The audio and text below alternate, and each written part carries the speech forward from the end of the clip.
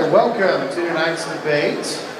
I want to thank you for coming on this busy Friday evening here at Collin County. I want to thank Collin College for opening up this venue for us. Appreciate that. Tonight, my name is Steve Lee. I'll be moderating tonight's debate. Quickly about me, I teach high school. I teach at Crestwood Christian Academy. I teach a philosophy of religion class and world religions and new religious movements there. And I've been graciously given the opportunity to moderate tonight's debate, which means I get to keep the time. I get to do. So before I begin, I want to recognize several sponsors of this debate. The Bible and Beer Consortium, where you can enjoy a brew and talk about the Bible. 1042 Church here in Frisco, Texas. Reasonable Faith Dallas, Reasonable Faith University of Texas at Dallas, and Reasonable Faith Collin County, as well as Ratio Christi. Ratio Christi standing for as a Latin phrase for Reason for Christ, which is a student-led apologetics club at universities around the world that brings together faith and reason to establish the intellectual voice of Christ in the university. Ratio Christi clubs do meet here at Collin College on Mondays at 7 p.m. at the Cougar's Den. And tonight we're in for a long and lively discussion. But if the night was not enough for you to enjoy about the historical claims of Christ, if tonight has spurred your interest further, tomorrow there is a September 19th, the conversation will be continued at Watermark, Dallas, at a conference titled, "What Do You Say That I Am?" Information can be gathered for that event on the back of your handbill. And I've been assured by Dr. Bass that this will not be a Bash Dr. Ehrman event, which I know Dr. Ehrman appreciates. But you can check out more information about that. So let's turn our attention to tonight's debate topic, and I will describe tonight's format. On the front of the bulletin, the handbill, the topic tonight is, did the historical Jesus claim to be divine? Dr. Bass, on my left, your right, is affirming that Jesus did claim to be divine, and Dr. Ehrman on my right, your left, is claiming that Jesus did not claim to be divine.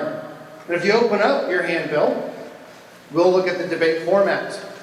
Dr. Bass will open up for 20-minute opening remarks, which then will be followed by Dr. Bart Ehrman, which I will introduce each of them in turn and read their accomplishments and their bios. After that, we will do a rebuttal, and if you actually take a look at your debate format handbill, that is not included, but I wanted you to point that out. You might want to pencil that in, that after Dr. Ehrman's opening, there will be 2 10-minute rebuttals, beginning with Dr. Bass, followed by Dr. Ehrman. At that point, we'll take a 10-minute break for us to maybe use the restroom, get a refreshment, let our participants gather their thoughts or notes. There won't be a time for you to come ask them questions. Actually, if you could remain away from our participants during these breaks, it'd be greatly appreciated by our participants as they're focusing their best efforts for our benefit. After that break, we'll move into a cross-examination, which will be a lively exchange between Dr. Bass and Dr. Ehrman. 20 minutes will be directed by Dr. Bass towards Dr. Ehrman, and followed by 20 minutes of that cross-examination be directed at from Dr. Ehrman to Dr. Bass. After that cross-examination, we'll have another 10-minute break. Then we'll move to our audience question and answer portion, which we have a mic here and here. I am a high school teacher. I do not have a problem telling students when to stop talking. If you could just, if you actually look at the back of your handbill, there's a portion where you can actually write down a question, because I know it's going to be a long time actually before we get to Q&A. So you might want to pencil that in and keep your question very brief and to the point, because we definitely want to hear what Dr. Bass and Dr. Ehrman have to say to your questions. And I will indicate a little more information at that Q&A. And at that point, then we'll move to our closing remarks from both our participants, and I will conclude our evening, is what we'll do. So, moving into the opening, let me first introduce Dr. Justin Bass. Dr. Justin Bass has a PhD from Dallas Theological Seminary in New Testament Studies. His recent book is entitled The Battle for the Keys, Revelation 1:18 and the Christ's Descent into the Underworld. He has received a Master's of Theology from Dallas Theological Seminary as well as a business degree in entrepreneurship from Southern Methodist University. Dr. Bass is currently the lead pastor of 1042 Church in Frisco and is a professor at Dallas Christian College and Dallas Theological Seminary. When he is not working, he is reading, watching movies, usually Lord of the Rings, and spending time with his high school sweetheart, Allison Bass, and their two kids, Ariana and Christian. Please welcome with me, Dr. Bass.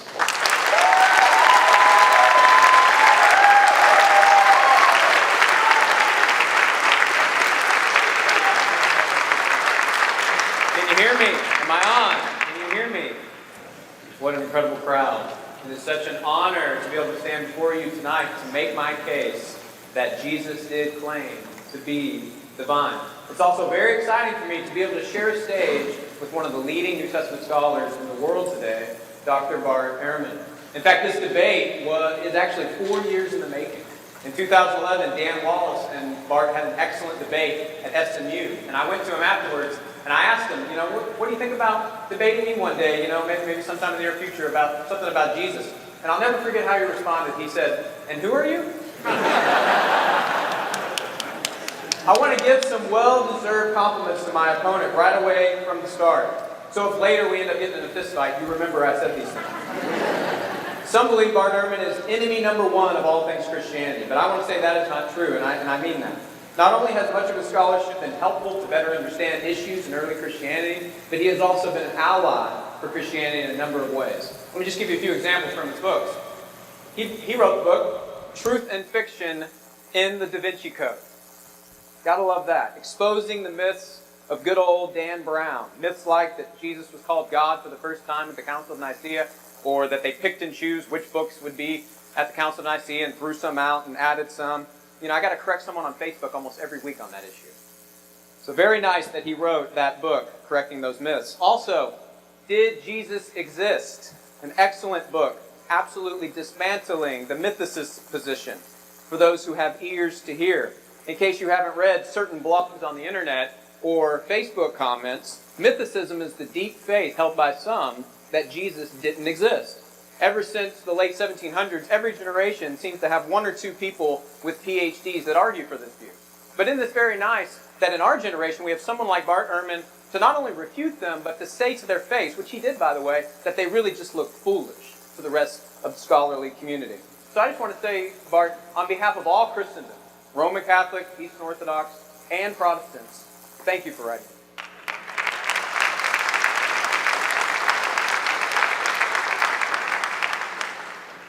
Lastly, I wanted to mention the book that is central to our debate tonight, How Jesus Became God, his most recent book. Bart argues in this book that it was the belief in the resurrection of Jesus that led to the rise of Christianity, which is true. We can find common ground on that, unbeliever and believer. And he makes clear in that chapter that this could have been because Jesus actually bodily rose from the dead. He even says at one point, it's not a historical sin to leave the question of Jesus' resurrection open, and I really appreciate that. Well, enough with the compliments. Let me now tell you where Bart is wrong. Did Jesus of Nazareth claim to be divine? Did he claim to be God in some sense? Bart and I agree this is one of the most important questions of Western civilization. Two other questions should be asked in conjunction with this. Did Jesus rise from the dead? And is Jesus, in fact, Lord of the world? With someone like Bart Ehrman, I prefer starting with the question, did Jesus even claim to be in some sense one with the God of Israel? Because this, more than the other questions, is a historical question. One through rigorous historical investigation, we can find the answer to. I say yes, the historical Jesus did claim to be divine. He says no. But it's important for you to understand about this question is one does not have to be a Christian to affirm this question, to say that Jesus did claim to be divine. Bart is an agnostic, and he could be convinced tonight that Jesus did in fact claim to be God and still remain an agnostic. Just because Jesus claimed to be God doesn't mean he was God, right? However, if you become convinced tonight that Jesus claimed to be God, and I'm confident you will, then we are back to the powerful C.S. Lewis trilemma. Lewis argued, you can't say Jesus is a good man, but not God. Because Lewis said, if Jesus did claim to be God, then he was either a liar, he was a lunatic, meaning he was deluded or crazy or deceived. He thought he was God, but he wasn't, or he was Lord. If this man of colossal dimensions, Jesus of Nazareth, claimed to be God, then this trilemma is put forcefully before us tonight. Was he lying? Was he crazy? Or was he telling the truth? So let me lay out my case. I have three main points that I'm going to be arguing tonight. First, the earliest writings we have about Jesus, a poem and certain creedal traditions quoted in Paul's early letters, proclaim him as God. Second, Jesus made implicit claims that he is divine during his public ministry. Third, Jesus made a very explicit claim to divinity the night before he was crucified. So let's begin not with Jesus, but instead with the earliest poem and creeds we have about Jesus. If Jesus did claim to be God, wouldn't we expect his earliest disciples and the earliest writings we have about him to say that he was God? Well, that's exactly what we do find. After Jesus dies on the cross in AD 30, what are the earliest sources we have for Jesus? This chart might help you kind of see how the sources lay out. So we have the four Gospels. Notice it's a little bit of debate exactly when they're written, but between AD 60 and 90, I think we can agree that all four Gospels were written. But notice Paul's early letters go even earlier. They date within 50 to 60, 20 to 25 years after Jesus' death. But we can go even earlier. We know that Paul, in these letters, quoted at least one poem and some creedal traditions from within. And they date to, according to many scholars, within 10, maybe even 5 years after Jesus' death. The most classic and earliest example of one of these creedal traditions is found in 1 Corinthians 15, 3 through 5. Paul says, "For I delivered to you as of first importance what I also received, that Christ died for our sins according to the Scriptures, that he was buried, that he was raised on the third day according to the Scriptures, and that he appeared to Cephas," meaning Peter, "and then to the 12. Many date this tradition to be within about 5 years after Jesus' death. And it's pretty incredible what it's saying. It's saying he's the Christ. It's saying Jesus died for our sins. It's saying he fulfilled Scriptures. It's saying that he rose from the dead. It's saying that he appeared to people. But do we have anything this early talking about Jesus' divinity? Saying that he's God? This doesn't say that. You bet we do, though. We do have that. Let me just give you two of the earliest, best examples, I think. One from 1 Corinthians and the other from Philippians. In 1 Corinthians chapter 8, verses 4 through 6, Paul is counseling the Corinthians on whether or not to eat food sacrificed to idols. And this is what he says. "Therefore, concerning the eating of things sacrificed to idols, we know that there is no such thing as an idol in the world, and that there is no God but one. For even if there are so-called gods, whether in heaven or on earth, as indeed there are many gods and many lords, yet for us there is but one God, the Father, from whom are all things, and we exist for him, and one Lord, Jesus Christ, through whom are all things, and we exist through him." 1 Corinthians was written in the early 50s, but most agree Paul is quoting here a creedal tradition that dates even earlier than that. What is so incredible about this creed is it actually redefines the Jewish Shema from Deuteronomy 6, which says, "Hear, O Israel, the Lord is our God, the Lord is one." If you were going to pick just one verse from the Old Testament to demonstrate monotheism, to demonstrate that Jews believed in one God, this would be the verse. This would be the verse. But notice, the Shema has been restated in this creed to include the crucified man, Jesus. Now, he is the Lord in the Shema, and God is God the Father. But Paul doesn't believe in two gods. Remember, he made it clear. For us, there is but one God. One God. Not there are two gods. So clearly, Paul somehow is including Jesus of Nazareth within the one God of Israel. He has split the Shema in some unique, fascinating way. Some have even called this Christological monotheism. I love that. The second one is from Philippians 2, 5 through 11. This is known as possibly a poem, maybe even a hymn. But Paul's counseling the Philippians. He's saying, let me tell you about the ultimate example of sacrifice and humility, so I can motivate you towards self-sacrifice and not looking out for your own interests, but looking out for the interests of others. And so he points to Christ as the ultimate example of this. And he says, "Have this attitude in yourselves, which was also in Christ Jesus, who being in the form of God," this is where the poem begins, "did not consider equality with God something to be grasped or exploited." That word can be translated either way.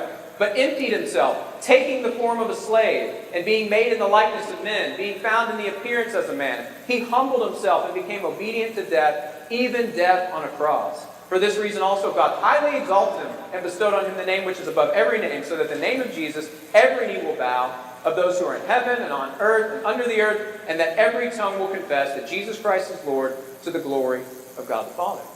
In Bart's most recent book, he dates this poem to the early 40s, but many even date it earlier. So here within the first decade, at least the first 2 decades of Christianity after Jesus' death, we have a complete Christology in condensed form. We have Jesus' pre-existence as the form of God, his incarnation as a human being, his taking the humble form of a slave and dying a slave's death, even the most shameful of deaths, being nailed to a Roman cross. And he was raised and super exalted to the right hand of God. He possesses the divine name Yahweh, and all creation, visible and invisible, will bow down and worship him as the world's true Lord. I mean, is there a higher Christology than that? Does it get higher? The earliest Christology is the highest Christology.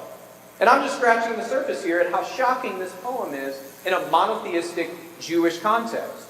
Whoever originally composed this poem is clearly alluding to Isaiah 45, verse 23, which, alongside the Shema in Deuteronomy 6, is one of the most fiercely monotheistic passages in the entire Hebrew Bible.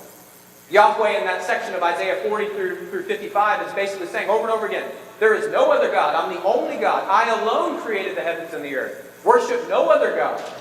I know of no other God. No God was formed before me or after me. And this is where he climaxes in this statement that's alluded to in that poem. Yahweh says, turn to me and be saved, all the ends of the earth. For I am God and there is no other. I have sworn by myself, the word has gone forth from my mouth in righteousness and will not turn back. That to me, Yahweh says, to me every knee will bow, every tongue will swear allegiance. They will say of me, only in the Lord are righteousness and strength. By the way, that first line, turn to me and be saved, all the ends of the earth. Little fun fact, the great Charles Spurgeon was converted by that verse. Jews had a clear dividing line between Almighty God, Yahweh, and everything else. There was the Creator, and there was creation. No matter how exalted that some of God's creatures could be. How is it then, within the first decade or 2 decades after Jesus' death, this crucified man is equal to Yahweh and falls on that Creator side of the line? Many Jewish so-called messiahs were killed, and even some of them crucified in the time period of Jesus. But none of their disciples started proclaiming that their dead leader as Yahweh and the creator of the universe and worship him as Lord of the world. You know what they did when their leader was killed? They went out and got jobs. The last thing they would do is call him Yahweh. Where did these unparalleled radical ideas come from? For every effect, there has to be a sufficient cause. Jesus' resurrection is not sufficient to account for this. These radical ideas came from exalted claims by the historical Jesus himself. So my first point is that the reason why this crucified man Jesus was already within years of his death being equaled with Yahweh himself and worshipped is because Jesus himself made such claims while he was alive. You know, many of us are trying to get Bart to become a member of the Early High Christology Club. You even get a free mug. You get a free mug. Bart is almost a member. He is so close. Maybe he'll become initiated tonight. My second point is that Jesus made implicit claims to divinity during his public ministry. Let's take a look at some almost certain things we know about the historical Jesus. I love what Joachim Ehrman says, this great 20th century German historical Jesus scholar. He says, if we apply the critical resources at our disposal to study the historical Jesus with utmost discipline and conscientiousness, the final result will always be the same. We find ourselves confronted with God. Here are some signs of divine consciousness in Jesus. Implicit claims. First, his unique sonship. Jesus had a unique sense of sonship with the God of Israel. The God of Israel was Jesus' Abba, and Jesus referred to himself as his son. This type of language is unparalleled for a Jew to speak about God this way. The simple address of Abba. In fact, one of the most clear claims to sonship and unique relationship with the God of Israel comes from the earliest strata of Jesus' teachings. This saying source scholars call Q. It dates to probably the early 50s, and this is something Jesus said, quoted in both Matthew and Luke. All things have been handed over to me by my Father, and no one knows the Son except the Father, nor does anyone know the Father except the Son, and anyone to whom the Son wills to reveal him. This is really an incredible statement. by the historical Jesus. Notice he refers to himself 3 times as Son. He's the Son of the Father, but he's also the only one who reveals people to the Father. He chooses who will know the Father. Only he knows the Father, and only the Father knows him. Some have called this a meteorite fallen from the Johannine sky. I love that. You know what that means? The way Jesus talks in John, many critical scholars say, oh, Jesus didn't really talk like that. John invented that language and put that on his lips. That's John talking, not Jesus. Well, in the earliest strata of the sayings of Jesus, sounds like he talked like that. Sounds like he talked like he did in John. It can hardly be questioned that Jesus thought of himself as Son in an unparalleled relationship with the God of Israel, his Abba. The next, the kingdom of God had arrived in Jesus' ministry. He believed that. This is another saying that's almost certain to go back to the historical Jesus. But if I cast out demons by the Spirit of God, then the kingdom of God has come upon you. Notice what this teaches about what Jesus believed. He believed not only that he was the Spirit bearer, casting out demons, but the kingdom prophesied in the Psalms and Isaiah and Daniel had begun in his ministry and in his actions. We also know that Jesus spoke with unparalleled authority. He said things like, Amen, I say to you. And you have heard that it was said, but now I say to you. In fact, this Amen, I say to you is really fascinating. It occurs 50 times in Matthew, Mark, and Luke, always on the lips of Jesus. It occurs 52 times in John, always on the lips of Jesus. It's unparalleled. No one talked like that except for Jesus. Many scholars have compared it to the way the Hebrew prophets of old introduced their sayings. What would they say? Thus says the Lord. Thus says Yahweh. But you know how Jesus of Nazareth introduced his sayings? Amen, I say to you. In fact, the great rabbinic scholar Jacob Neusner had this to say about the way Jesus talked. When I read that Jesus said things like, you have heard that it was said thus and so, but I say unto you this and this and this, I want to say to this Jesus, who do you think you are, God? Who do you think you are, God? That's a great question. These are all signs of divine consciousness, and there are so many more. But the most explicit claim to deity was Jesus' claim to be the Son of Man from Daniel 7 before Caiaphas, the night before he was crucified. This is my third and final point. This Son of Man figure, if you're not familiar with it, it comes from Daniel chapter 7. Daniel sees in these night visions, he sees this Son of Man figure that's definitely divine. He rides the clouds, which only God does. He is given glory, and all peoples and nations worship him. And think about the context of Daniel. Nobody worships anyone in Daniel except God of Israel. But they worship the Son of Man. He is the king of God's eternal kingdom. This is an incredibly exalted figure. In fact, Bart Ehrman says in his book about the Son of Man figure, this is an exalted figure indeed, as exalted as one can possibly be without actually being the Lord God Almighty. But no human ever claimed to be the Son of Man until Jesus. And no human has claimed to be him since then. I don't know if anybody here wants to claim to be the Son of Man tonight. But Bart agrees that the historical Jesus did speak about the Son of Man. But instead of claiming to be the Son of Man, Bart believes Jesus is talking about another figure, a Son of Man that will come one day as the cosmic judge and bring God's kingdom. However, this view that Jesus believed a distinct Son of Man from himself was to come is almost certainly false. We have stronger evidence that Jesus used the Son of Man as a self-referent than just about anything else he said. It occurs 86 times in the New Testament, 81 times on the lips of Jesus. It seems to have been his favorite title for himself. Let me show you one of the problems that you encounter if you would say, like Bart, that the Son of Man was distinct from Jesus and not Jesus himself. Here's another Q saying that Bart would agree, I think most would agree, Jesus said.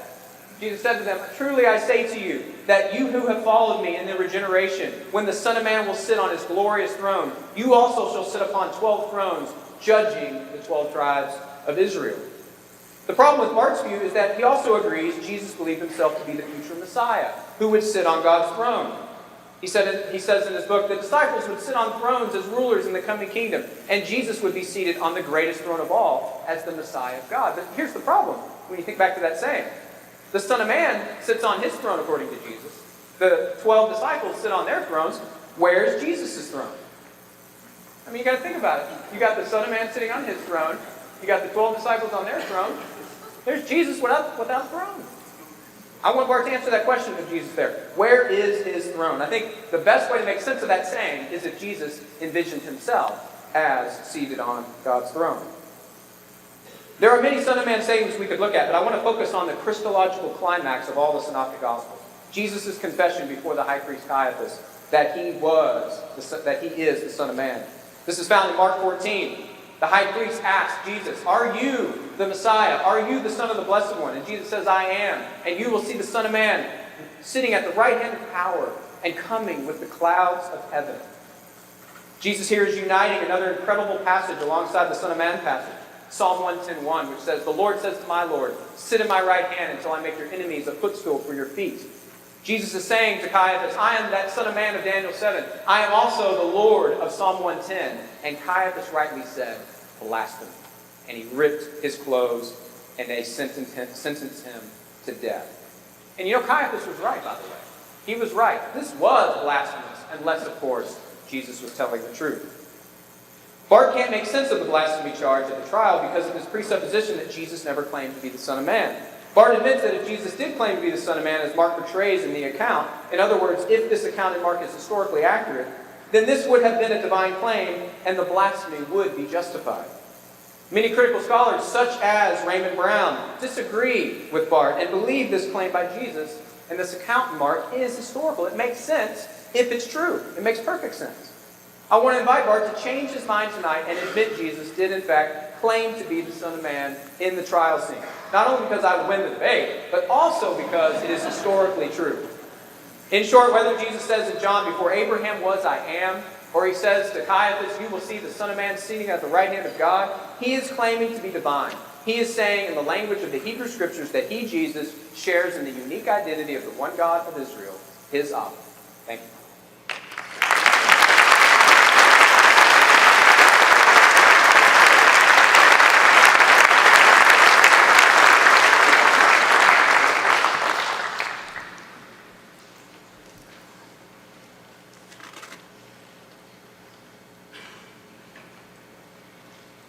Thank you, Dr. Bass.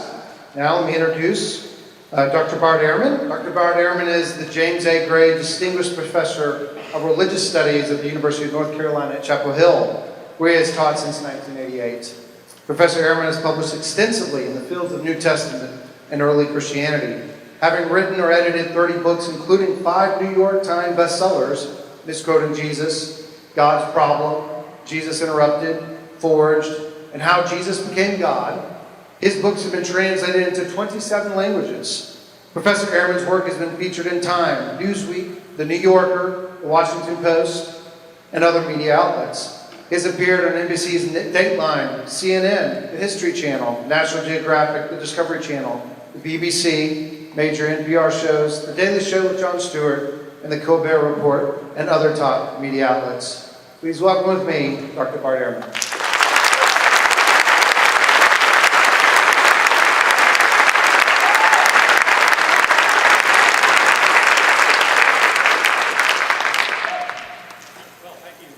Thank you.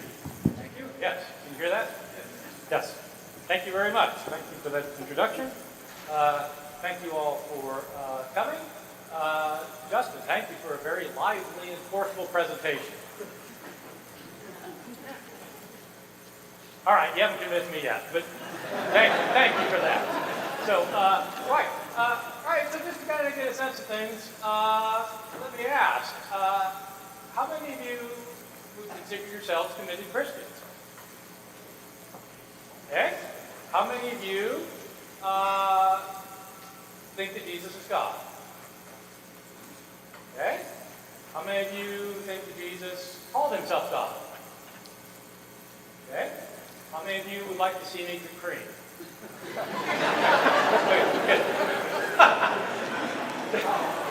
Just so we know what we're up against here. Okay. Ha! Right. So I've got my work cut out for me. All right, look, the reality is I'm not going to win this debate. And so we might as well just face that up front. I'm not going to convince most of you. I hope I say some things that make some of you think.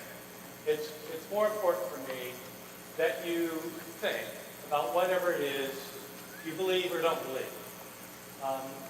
I personally don't care if you are a rabid fundamentalist, a committed evangelical, a wide-eyed liberal Christian, or a crazy agnostic. I don't really care what you are, or if you're Muslim, or Jewish or Hindu or Buddhist, I really don't care. What I do care is that you think about it. That if you have a reasoned position for your view, and that you don't simply accept the view that somebody else has fed you. And that you don't simply listen to people because they say things that you agree with. But that you're willing to disagree with what you learned in your home, from your parents, from your teachers, from your preachers, from your Sunday school teachers. That you are willing to disagree because you thought it through and you come to think, you know, I think I was wrong. That is a very painful thing to do. I myself have done it. I applied myself to study at Dallas Theological Seminary back when I was a conservative evangelical Christian. I'm a graduate of Moody Bible Institute. The Bible is our middle name. And so I come from that world. I come from your world. I ended up changing my mind, not because I wanted to be hard-hearted, or because I wanted to oppose God, or because I just wanted to be mean-spirited. I changed my mind because I thought I was wrong.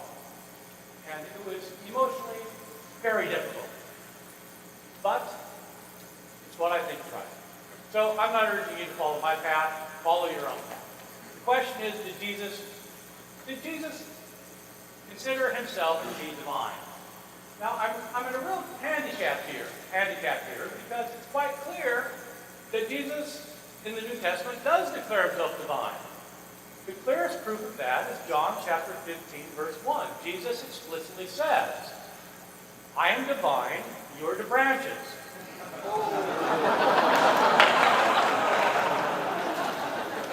So I'm really up against it here, because there it is.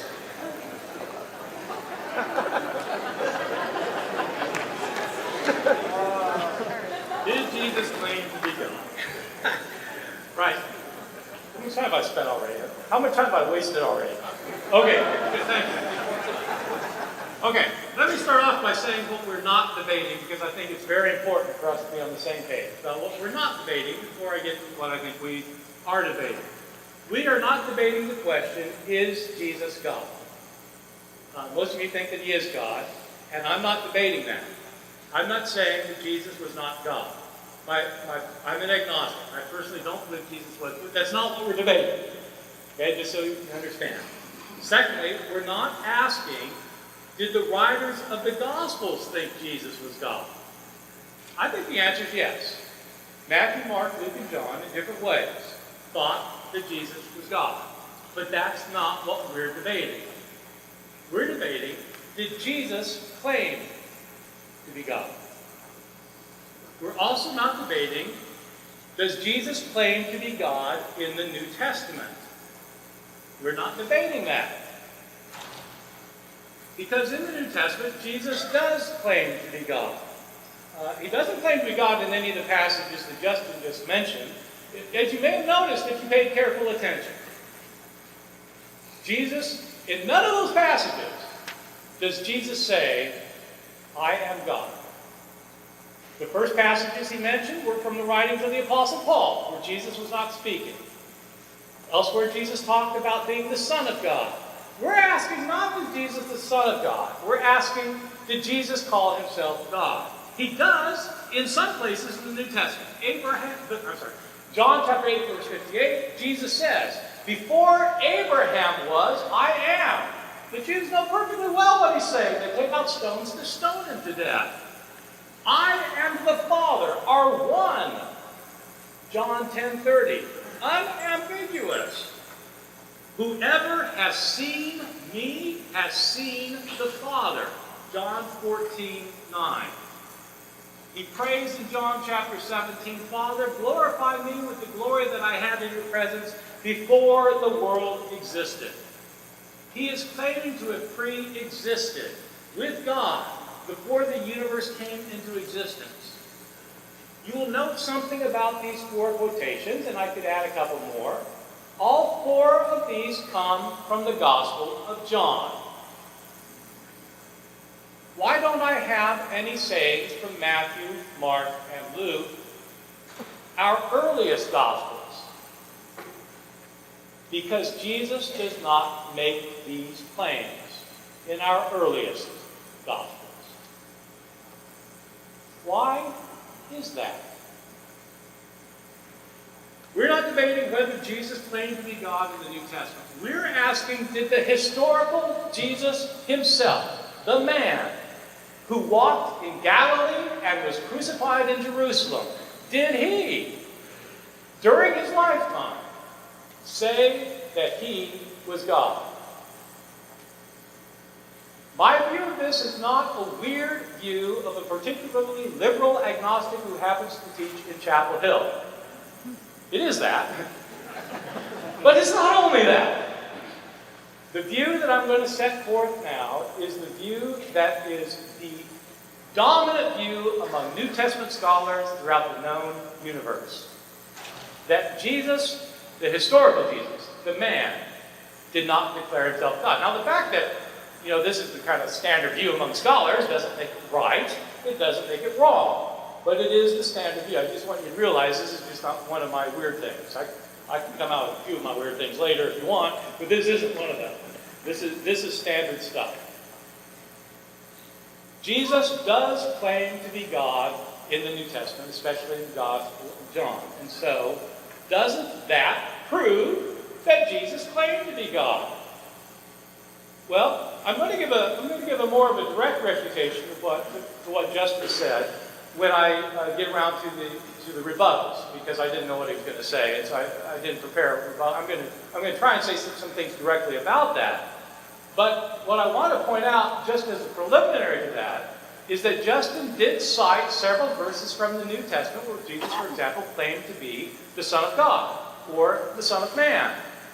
But he didn't do what historians do when they approach the New Testament, which is establish that those verses actually were things that the historical Jesus said. If you believe that everything in the Gospels that is recorded on Jesus' lips is exactly what Jesus said, because you believe that God inspired the Bible, and so if the Bible says Jesus said something, then he really said it. If that's what you personally believe, then nothing I say is going to change your mind. But that's not how historians go about establishing what the historical Jesus really said and did, and I need to spend the rest of my time explaining why. Why is it there are sayings in the Gospels that Jesus probably did not actually say? That's the issue. If Justin disagrees with that, then he's going to have to explain how it is that all of the sayings in the New Testament are historically exactly the things Jesus said. In other words, he can't. If we're talking about the historical Jesus, we're not talking about what he personally believes about Jesus. We're not talking about his theology. We're not talking about his religious belief. We're talking about history. How do you establish what somebody in the past actually said on historical grounds? If you can't establish something as Jesus actually having said it, then you don't know whether he said it or not. Let me explain more fully. The Gospels as historical sources.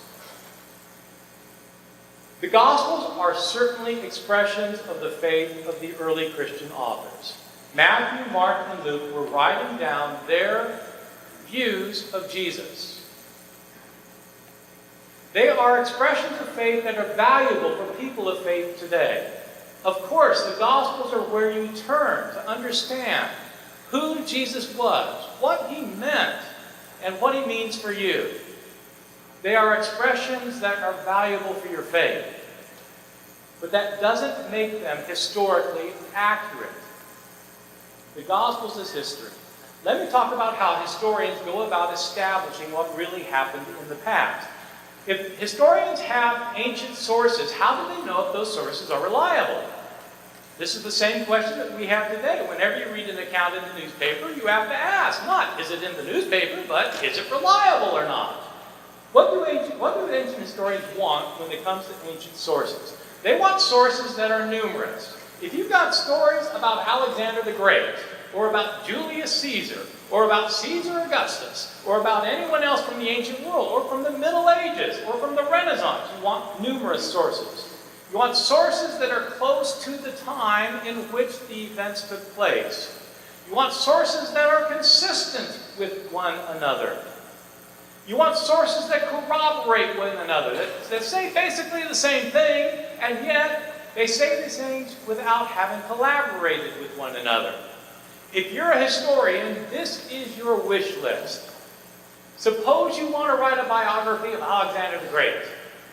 You want a lot of sources that are near his time, that are basically consistent with one another, that agree on how they present Alexander the Great and what he said and what he did, without having borrowed this information from each other. That's what you want as a historian. You want that for Alexander the Great, you want it for Julius Caesar, and you want it for Jesus. If you're approaching the New Testament as a historian, you have to bracket your personal theological beliefs. You have to approach it the way historians approach sources. In the New Testament, we do have numerous sources. We've got 4 of them: Matthew, Mark, Luke, and John.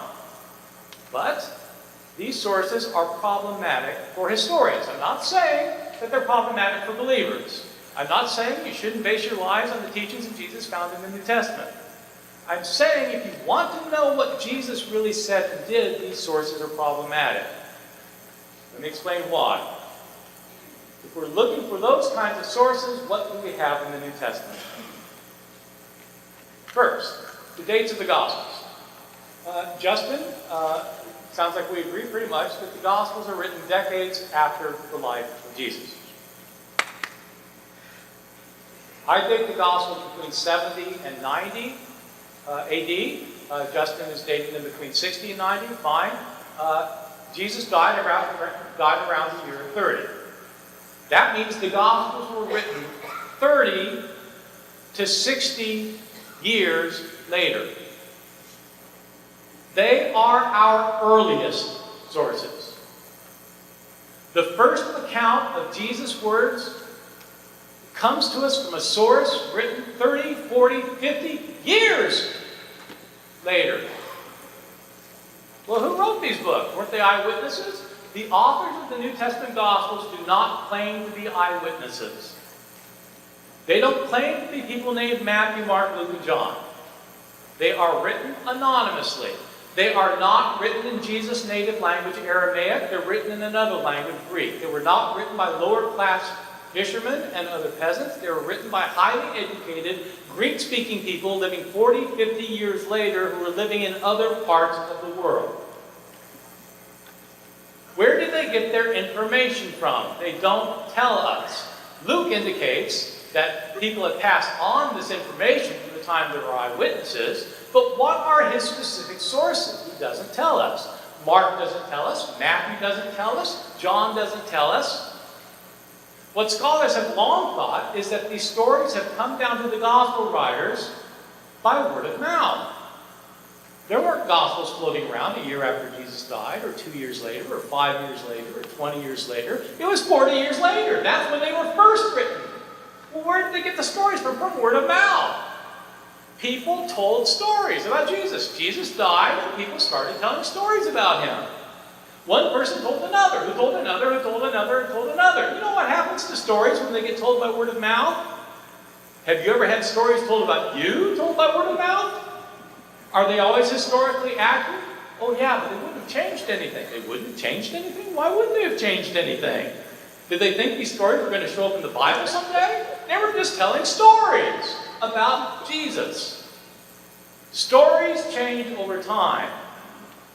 And they especially change in societies that don't have written records.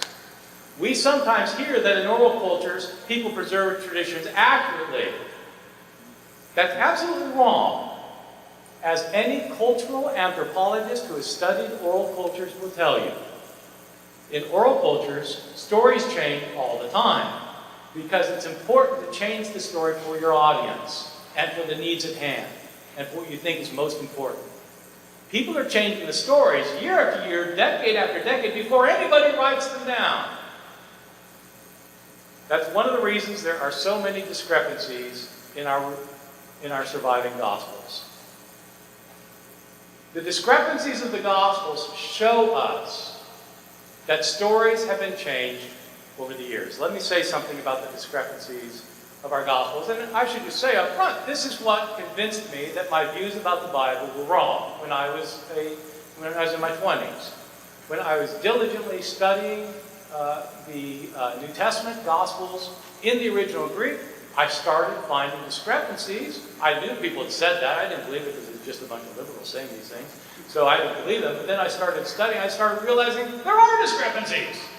And once you realize that you start finding them. Lots of them. There are important differences among our Gospels that cannot be reconciled with one another. You don't have to take my word for this. Simply read Matthew, Mark, Luke, and John next to each other. The problem is when we read the New Testament, we tend to read all of Matthew. We go from the beginning to the end. It's about the life and death of Jesus. Okay, it's the gospel, life and death of Jesus. Then you read Mark, and it sounds like Matthew, life and death of Jesus. Then you go to Luke, it sounds like Matthew and Mark, life and death of Jesus. Go to John, that's a little different, but it's basically the life and death of Jesus. And so it all sounds the same because you're reading them from top to bottom. The way to see that these Gospels are different from each other is not to read them from top to bottom, it's to read them across each other. Read a story in Matthew, then the same story in Mark, and the same story in Luke, and compare them in detail. Do it with the resurrection narratives. Just read for yourself the resurrection narratives and ask yourself, can you reconcile these Gospels? Who goes to the tomb? Okay, some women. Is it one woman or several women? If it's several women, what are their names? It depends which Gospel you read. What do they see there? Do they see a man there, or two men there, or do they see an angel there? Depends which Gospel you read. Was the stone already rolled away from the tomb before they got there, or after they got there? Depends which Gospel that you read. What are they told to do? Are they supposed to go tell the disciples that they're to meet Jesus in Galilee? Or are they to go tell the disciples that Jesus is going to show up to them where they are in Jerusalem? Depends which Gospel you read. Do the women tell anybody? In one Gospel, they don't tell anybody. In the others, they go tell. Do the disciples go to Jerusalem, stay in Jerusalem to meet with Jesus, or do they go to Galilee to meet with Jesus? Now you might say, well, they did all of it. No. Read them carefully. Matthew's Gospel is unambiguous. The disciples immediately go to Galilee, 100 miles away, and that's where they meet Jesus. Luke is explicit. The disciples never leave Jerusalem for over a month where they see Jesus. It's unambiguous. These are rather important differences. Some of the discrepancies among our Gospels are discrepancies writ small. What day did Jesus die? Did Jesus die the afternoon before the Jewish Passover was eaten? Or did he live through that day and eat the Passover meal and die the next morning? It depends if you want to follow John or Mark, because they both are explicit when Jesus died, and they disagree. Well, that's a little detail. Who cares which day he died? What matters is he died, right? Yes, if you're a believer, that's what matters. He died. But I'm asking, are the Gospels historically accurate? Sometimes the discrepancies are writ large, such as Jesus' teachings about himself. In Matthew, Mark, and Luke, Jesus does not go around declaring who he is. What Jesus principally teaches about himself in Matthew, Mark, Luke, and John is that he has to go to Jerusalem and be rejected by the scribes and elders and be crucified and then raised from the dead. He has to suffer and die and be raised. That's what he teaches about himself. What about the Gospel of John? Whereas Jesus does not say very much at all about himself in Matthew, Mark, and Luke, in the Gospel of John, virtually all he talks about is who he is. He is the one who has come from heaven. He is the one who has come from God. He is the way to God. He is the way, the truth, and the life. No one comes to the Father but through him. He is the resurrection and the life. He is the light of the world. He is the bread of life. Jesus says, I am all of these things. I am in the Gospel of John. That is incredibly different from Matthew, Mark, and Luke. What is the payoff for historians?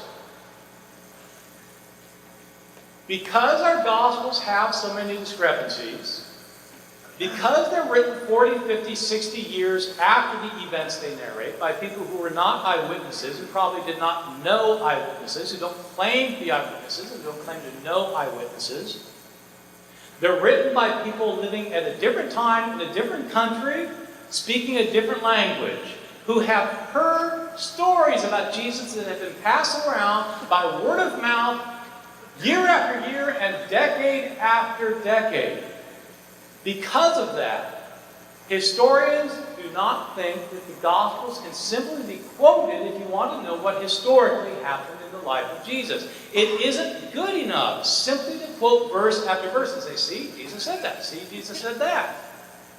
Did Jesus say that particular thing? Or not? How do you know? Historians have to apply rigorous historical criteria in order to know. Our most reliable sources are usually thought to be our earliest sources. So, for example, the Gospel of Mark. It's not perfectly reliable, but it's 30 years earlier than the Gospel of John. It's probably more reliable than the Gospel of John. But you simply can't take Mark and what Mark has to say, or what Hugh has to say, or what Matthew has to say, and assume that that's what Jesus actually said. We have to show it on historical grounds. Jesus makes exalted claims for himself in the Gospel of John. There he doesn't simply claim to be the Son of God. He doesn't claim just to be the Son of Man. He claims to be equal with God. He does not make those claims in our earliest Gospels or in the sources of our earliest Gospels. Why is that? If Jesus really called himself God, wouldn't that be widely known? Wouldn't Matthew, Mark, and Luke, and Q, and the sources behind Matthew, Mark, and Luke, and Q have known about it? If they knew about it, how in the world could they fail to tell us? Matthew, Mark, and Luke want to write stories about what Jesus said, and they neglect to mention that he called himself God? How could they just leave that part out if they knew about it? They probably didn't know about it.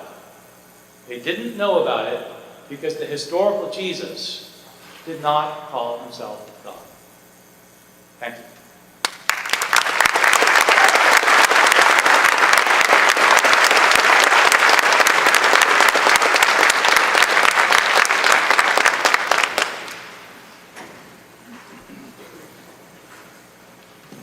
Thank you, Dr. Ehrman. I'm sorry for the technical difficulty at the beginning of your presentation. I did add a minute and a half of your time in the interest of fairness.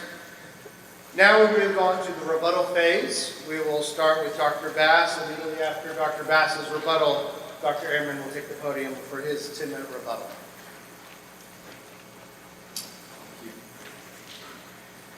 Well, it's great to have a lot of believers here, but I'm disappointed that we don't have any believers. I think it's this apostacon or some hidden teller magic show. I kept telling all my unbeliever friends, I said, you want magic tricks or Bart Ehrman?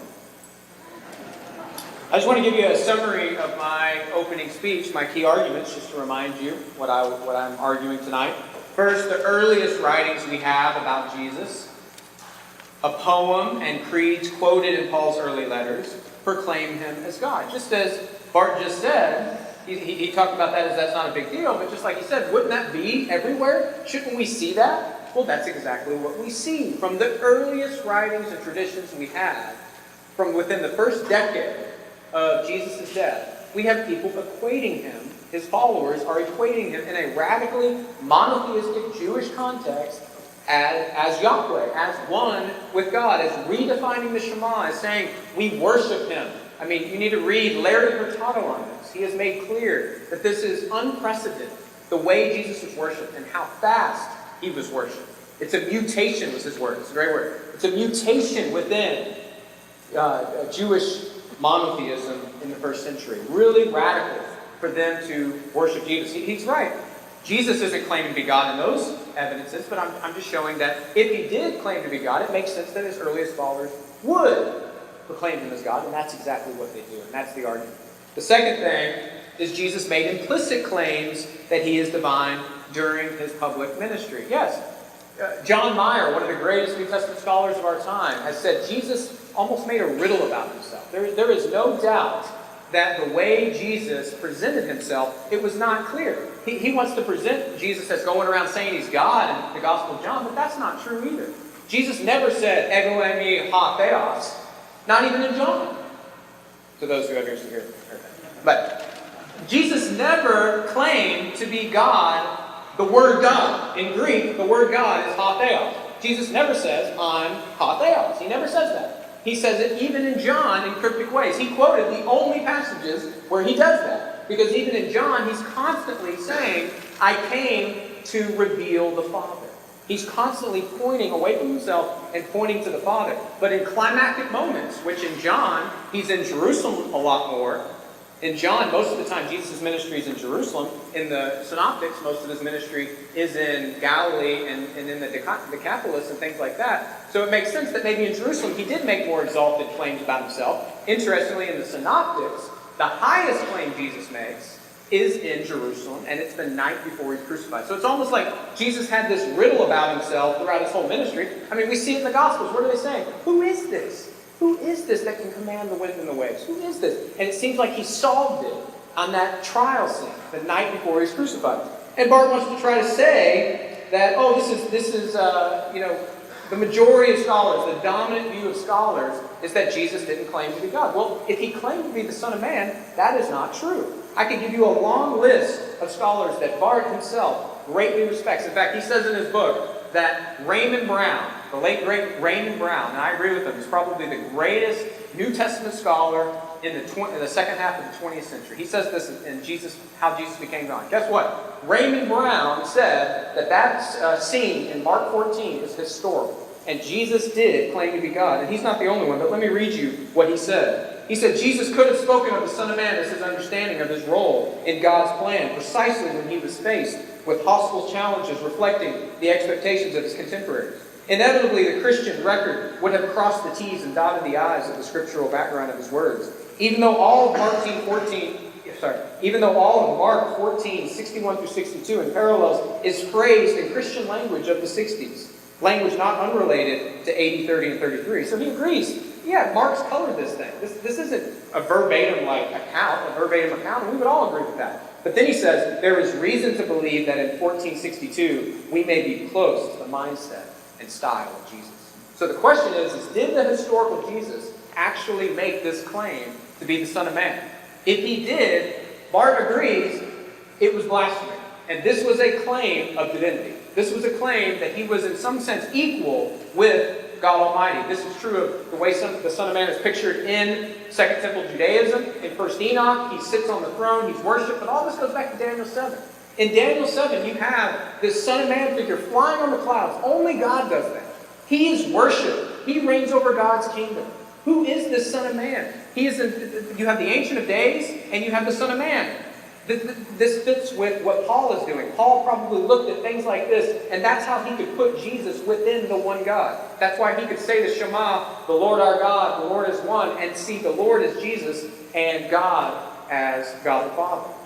So if Jesus claimed to be Son of Man, as I said, he claimed to be the Son of Man 81 times. 81 times. So he laid out all the sources, he laid out all the historical investigation. Hey, I'm disappointed he didn't see how hard I worked to pick sayings that fit that criteria. Because I did. And the Son of Man passes all his criteria with flying colors. It's in Q, it's in M, it's in L, it's in Mark, it's in John. It passes the criteria of dissimilarity. No one talked about the Son of Man suffering and dying. No one talked about... No one after Jesus claimed Jesus was the Son of Man. That's not a title that the early church used. So why does it occur 81 times on the lips of Jesus? Where does it come from?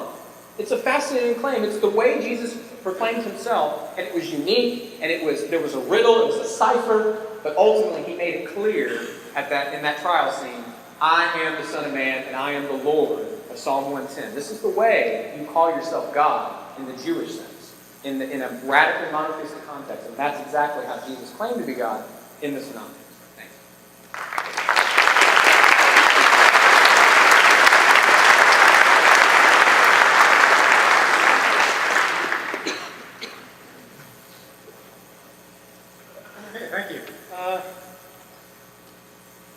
Yeah, so I think in Justin's rebuttal, he was more or less reasserting his earlier points rather than addressing what I argued. And so I want to note that some of the issues that I raised, all the issues I raised, he chose not to address. But we're going to have more time to address these things, and so we can do that during the back and forth we're going to have, and you all are going to be able to ask questions of both of us. I just asked that when you ask me a question, you make it a softball. I do want to address the things Justin said in his first talk. His first point that he spent probably maybe half of his time on was that early Christian authors called Jesus divine. And I completely agree with that. And it has no bearing on the question. Because the question is not whether Paul thought Jesus was divine, or whether John thought Jesus was divine, or whether Mark thought Jesus was divine. The question is whether did Jesus call himself divine. And so quoting Philippians 2 or 1 Corinthians 8 or any other passage is not relevant to that question. He does want to focus a lot on the Son of Man issue.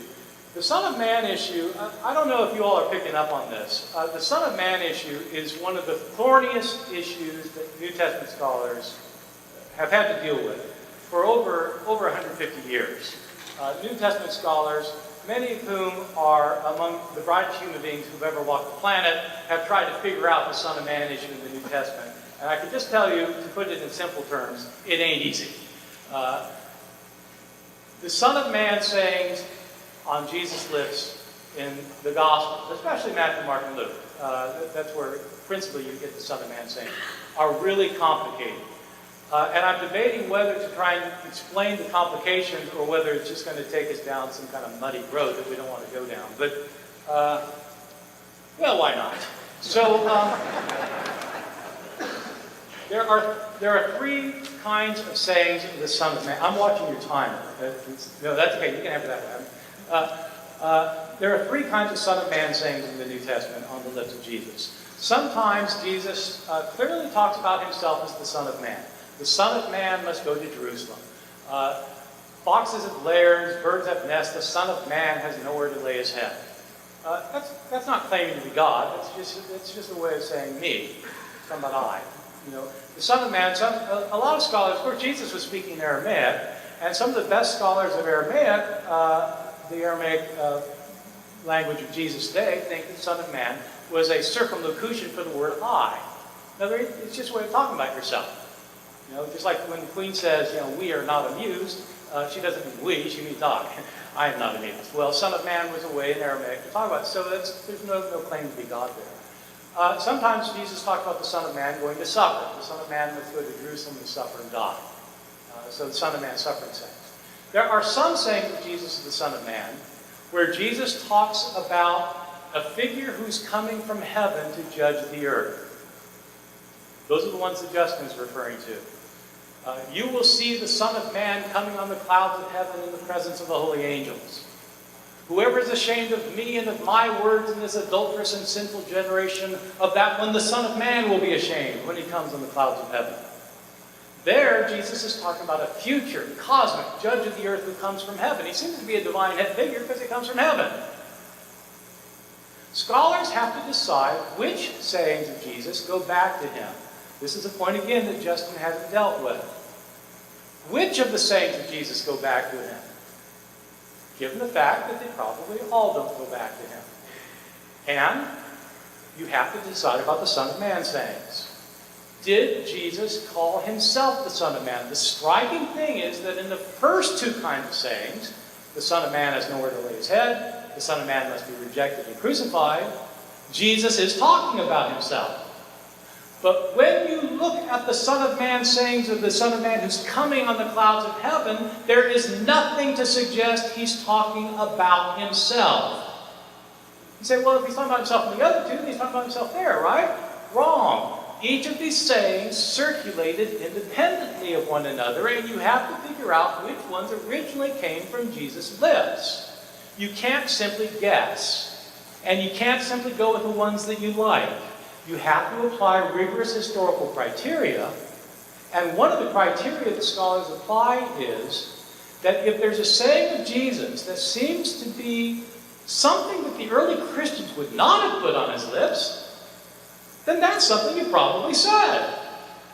That's something Christians didn't put on his lips. The early Christians thought Jesus was the Son of Man. They worshipped him as the Son of Man. If you have Jesus calling himself the Son of Man, could Christians have put that on his lips? Of course they could have.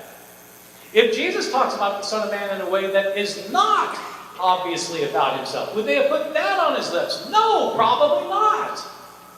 So when Jesus talks about the coming Son of Man, and he isn't obviously talking about himself, in fact, he gives some indication he's not talking about himself, as in Mark 8:38, they wouldn't have put those on his lips, which means those are the sayings he made, and they're the ones where he doesn't identify himself as the Son of Man.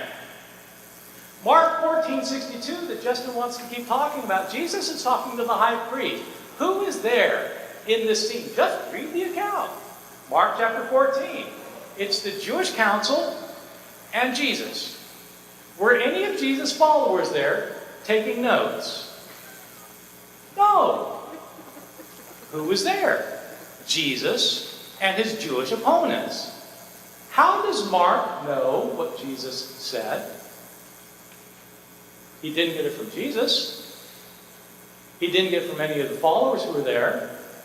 Did Caiaphas start giving interviews to Christian interviewers? How does Mark? Well, it's pretty obvious to historians what's going on here. What's going on here is what's going on in every ancient history we have from the ancient world. When a historian is trying to write a speech of something someone said, and the historian wasn't there to hear it, the historians tell us what they did. They made it up. We have evidence of this going back to Thucydides, the great Greek historian in the 5th century, who tells us that he wasn't there for these speeches. He made them up. He made up what he thought would be appropriate for the occasion. How does Mark know what Jesus said to the high priest? He doesn't know. He made it up to fit the occasion. You can't use that to say that the historical Jesus talked about the Son of Man as himself. Yes, Jesus does talk about himself as a divine Son, as do lots of people in the Bible. 1 Samuel chapter 7, verse 14, the son of David, Solomon, God through Nathan tells David, he will be a son to me and I will be a father to him. Solomon is the son of God. Psalm 2, where God says to the king of Israel, you are my son. Today I have begotten you. The Son of God was the king of Israel. Or sometimes it was Israel. Hosea 11:1. Out of Egypt have I called my son. Talking about the Exodus. Israel is the son of God. Does that make Israel God? Of course not. Was Solomon God? Of course not. He's the son. So was Jesus. Jesus was the Son of God. Yes, Jesus thought that he had special authority from God to speak his word. Jesus believed that God had inspired him to speak his word. That doesn't make him God. Jesus says that he exorcises demons by the Spirit of God. Did you notice the quotation? Justin put it up for you. How does Jesus cast out demons? By the Spirit of God. God empowers Jesus. Jesus understood himself to be empowered by God because he was in a special relationship with God. But he doesn't claim to be God. This is a very big problem. In the Gospel of John, Jesus does call himself God. In Matthew, Mark, and Luke, he does not. They are our earliest sources. Behind them lie the documents that Justin referred to, Q, M, and L. If you know your New Testament studies, you'll know what I'm talking about. They're the sources behind Matthew, Mark, and Luke. In those earlier sources, Jesus does not call himself God. If Jesus really went around Galilee and Jerusalem calling himself God, wouldn't somebody want to write that down? Why does John call him God? Because John, living 60 years later, understood Jesus was God. He believed Jesus was God. He had faith in Jesus as God. And so he put sayings of Jesus as God on Jesus' lips. That's what historians did. Thank you.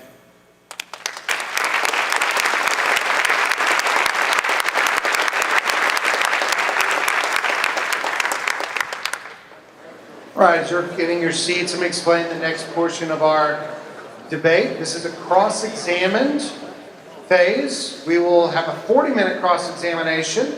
The first 20 minutes, Dr. Bass will essentially be questioning Dr. Ehrman, directing the questions, and this will be a lively exchange. It's almost like they're sitting around a cup of coffee, two scholars, you know, and we have a great opportunity just listening in. So the first 20 minutes, Dr. Bass will direct questions toward Dr. Ehrman, and then after 20 minutes, I will direct Dr. Ehrman to go ahead and take the opportunity to direct any questions he can towards Dr. Bass, and then we'll have another break, and then we'll move into our Q&A from the audience. Okay, start. First question. If we switch places, thinking about last night we had a great dinner, and our waitress, we asked her who she thought was arguing which point. She thought that Bart was arguing that Jesus did claim to be God. She thought I was arguing. So let's say our waitress was correct. She had to work tonight, so unfortunately she couldn't come. But let's say our waitress was correct, and you were arguing from a historical basis that the man Jesus did claim to be God with all your knowledge of the sources. What would be your best argument if you were going to play devil's advocate?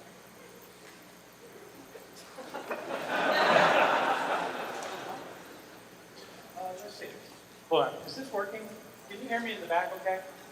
Yeah, we heard some people. Can you hear me? I think you can hear me. Did you hear that? I said, can you hear me in the back? And someone said no.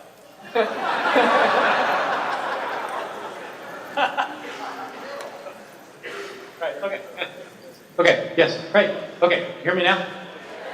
Did you hear anything I said during my talk? Oh dear. Okay. Right. What was the question? Right.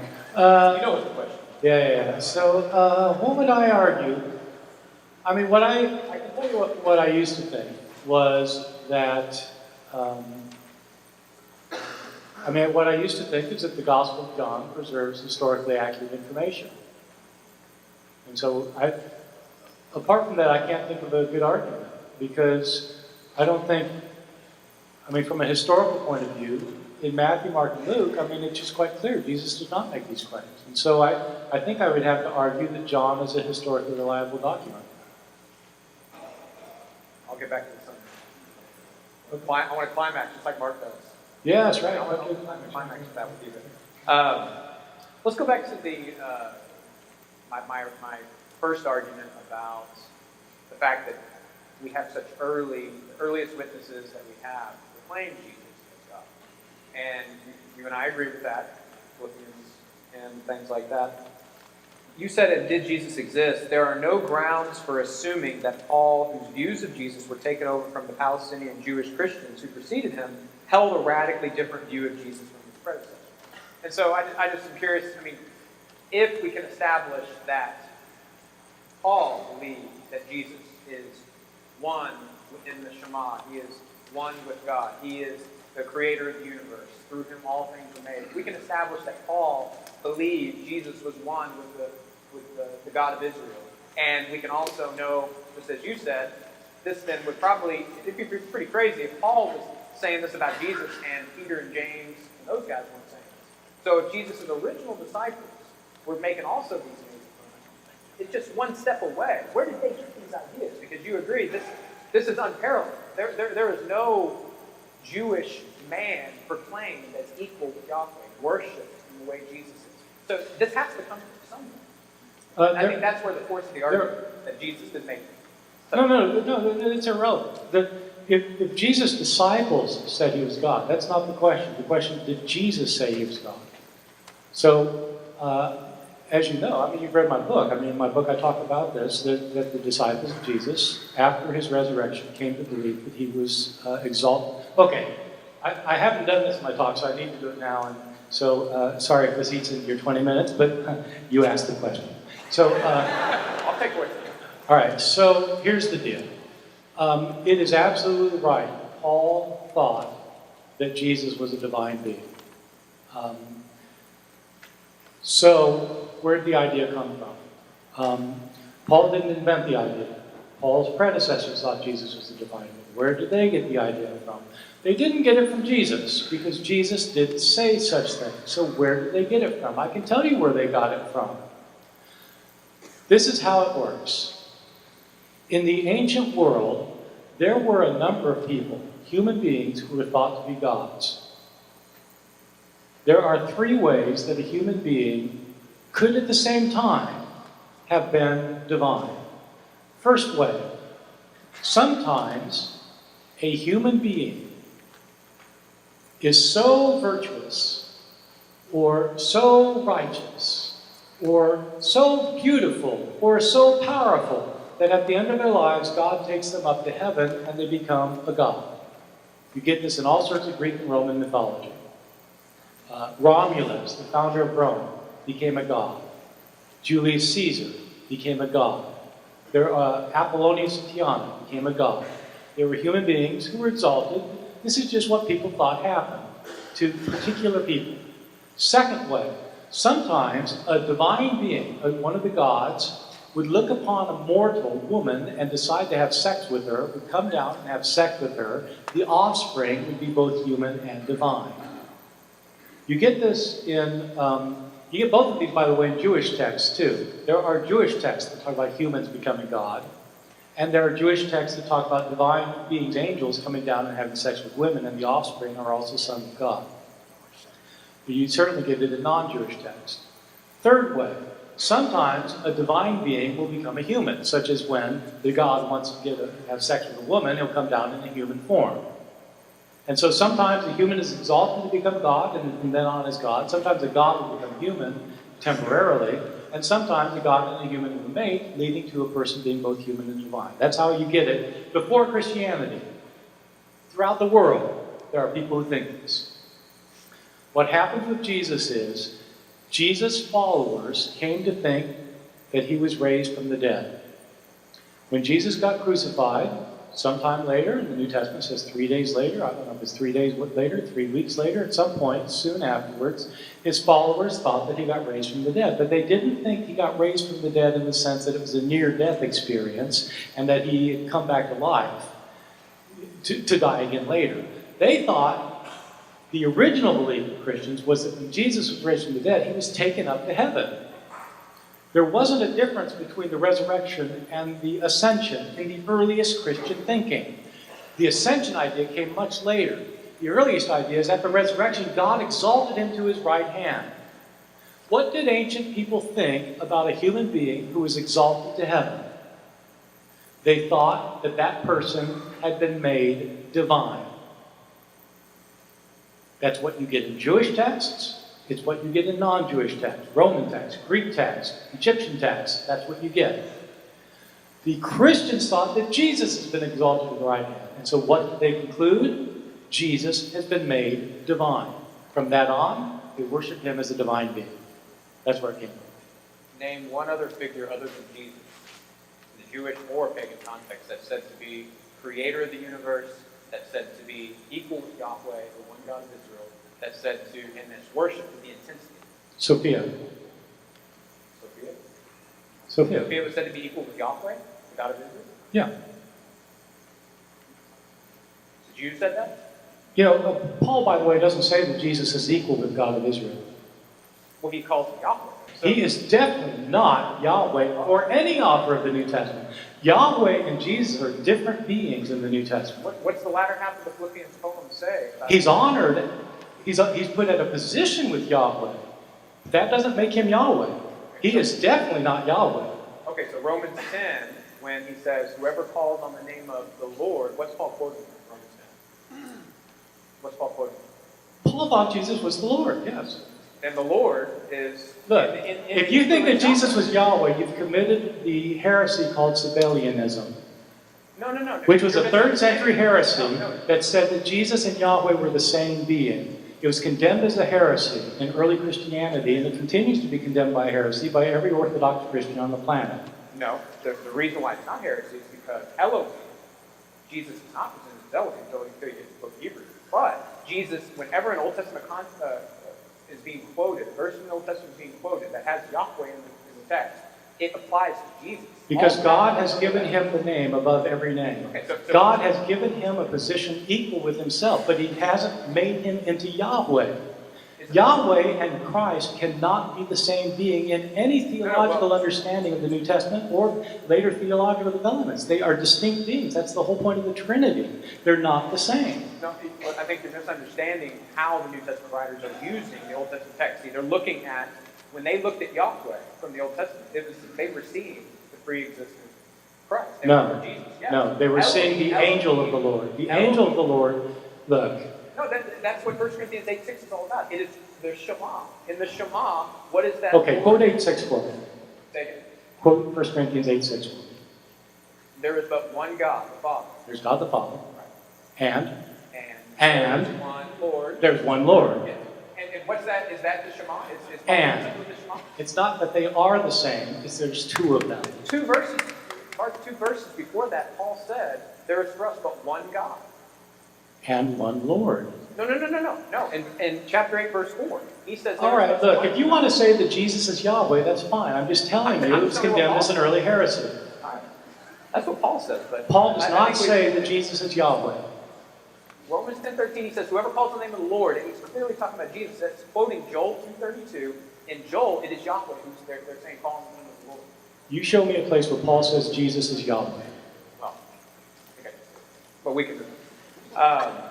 I think that's one of the points, too, that when you give these other examples, maybe whoever Sophia is, and you're throwing out these other examples, we're talking about the radically monotheistic Jewish context, which you've agreed that runs in the background of the New Testament. And the question is, was Paul someone who would worship many gods? As a Pharisaic Jew? No. He worshipped the God of Israel. Right. So there are lots of Jewish texts that talk about other human beings who become God. Not equal to God. No. Yeah, actually. Yeah. No. You mentioned first Enoch earlier, actually. Well, Son of Man. Yeah, so, who is the Son of Man in Enoch? It's based on back in... No. In Enoch, who is the Son of Man identified with? Oh, he's identified as Enoch. He's identified as Enoch, the man Enoch. And when did Enoch And live? all the angels fall down and worship him. When did Enoch live? When did According to the Jews, he was pretty far away. So Jesus was a man who lived 2,000 years ago. He was a man who walked. Well, Enoch went from Jews. Enoch was a man who walked. I mean, Enoch was a man. Thousands of years before. I'm saying that Jesus was a contemporary of them, that they were saying this crucified man is equal with Yahweh. That's what you mean. And that's what Larry... Yes, that is, yes. And it has no bearing on whether Jesus called himself God. You could actually take your lapel, when you talk to Dr. Ehrman, your face is away from your lapel. Okay. There you go. This way. This way. Okay, let's move to... So let's talk about that Q saying in Matthew 11 and Luke. So Jesus refers to himself as the Son 3 times. Is that in the first person or the third person? So I feel like I'm in the Bible trivia contest again back when I was a kid. I want to make the point that because you make a big point about the Son of Man, that just because Jesus refers to the Son of Man as the third person, clearly Jesus is talking about himself. But he refers to himself as the Son 3 times. Jesus does refer to himself as the Son in Q, yes. So that sounds, maybe this is the way Jesus taught. And so he referred to himself, in the same way he refers to himself as the Son, he refers to himself as the Son of Man. I don't think the Q saying goes back to Jesus. Oh, you don't think that Q saying goes back to Jesus? No. On what basis? Look, do we need to talk about the criterion of historical, criterion of dissimilarity? We're going to talk all about it now. I mean, if you don't accept it, that's fine. Justin and I know what we're talking about here, but to explain it, I mean... but you would agree that It doesn't pass a criterion of dissimilarity. No, it doesn't. But many critical scholars accept this Q saying as something Jesus said. This is not a fundamental... Many critical scholars like Hillary. This is a saying that majority of critical scholars would accept as Jesus saying. What about 1 Corinthians 11, 23 through 26, when Paul is quoting Jesus' saying, the longest quote of Jesus' saying at the Lord's Supper, right? He's Yes. sitting at the Lord's Supper. Yes. Now that saying, when would you say that we could, how early could we go back to that saying? You're referring to, at the Last Supper, Jesus said, this is my body. This is my body. This is my blood. That saying, yeah.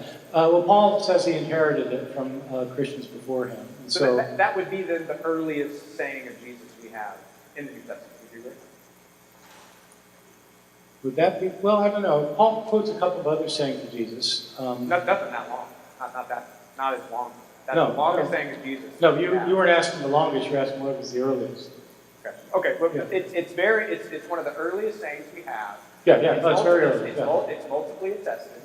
Yes. We have it Mark, Luke. Okay. And what is Jesus doing? He's suddenly talking about it's Passover, which had been celebrated for 1,500 years or 800 years, depending on how. Do you all know the passage we're talking about? 1 Corinthians 11, where Jesus says, this is my body and this is my blood. And The so, Lord's Supper. So clearly Jesus is changing the Lord's Supper, or changing the Passover meal. He's saying, stop thinking about the bread this way and think about it as my body. Stop thinking about the wine this way and think about my blood. And he also says the new covenant is being inaugurated. So yes. this gives you, I think, And he doesn't, to deny this saying, you'd have to deny just about anything Jesus said. It passes No, crazy no. criteria. well, no, it doesn't pass crazy criterion. Doesn't it all pass the criterion of dissimilarity? It's some of the early. How could it possibly pass the criterion of dissimilarity? Yeah. But what I'm saying is, Well, that's the main criterion. well, that's not the only criteria. No, but you said it passes. You said it passes all the criteria, and I'm telling you, the most important criteria it doesn't pass. Two of the key criteria: multiple attestation and early, very early. This saying passes it.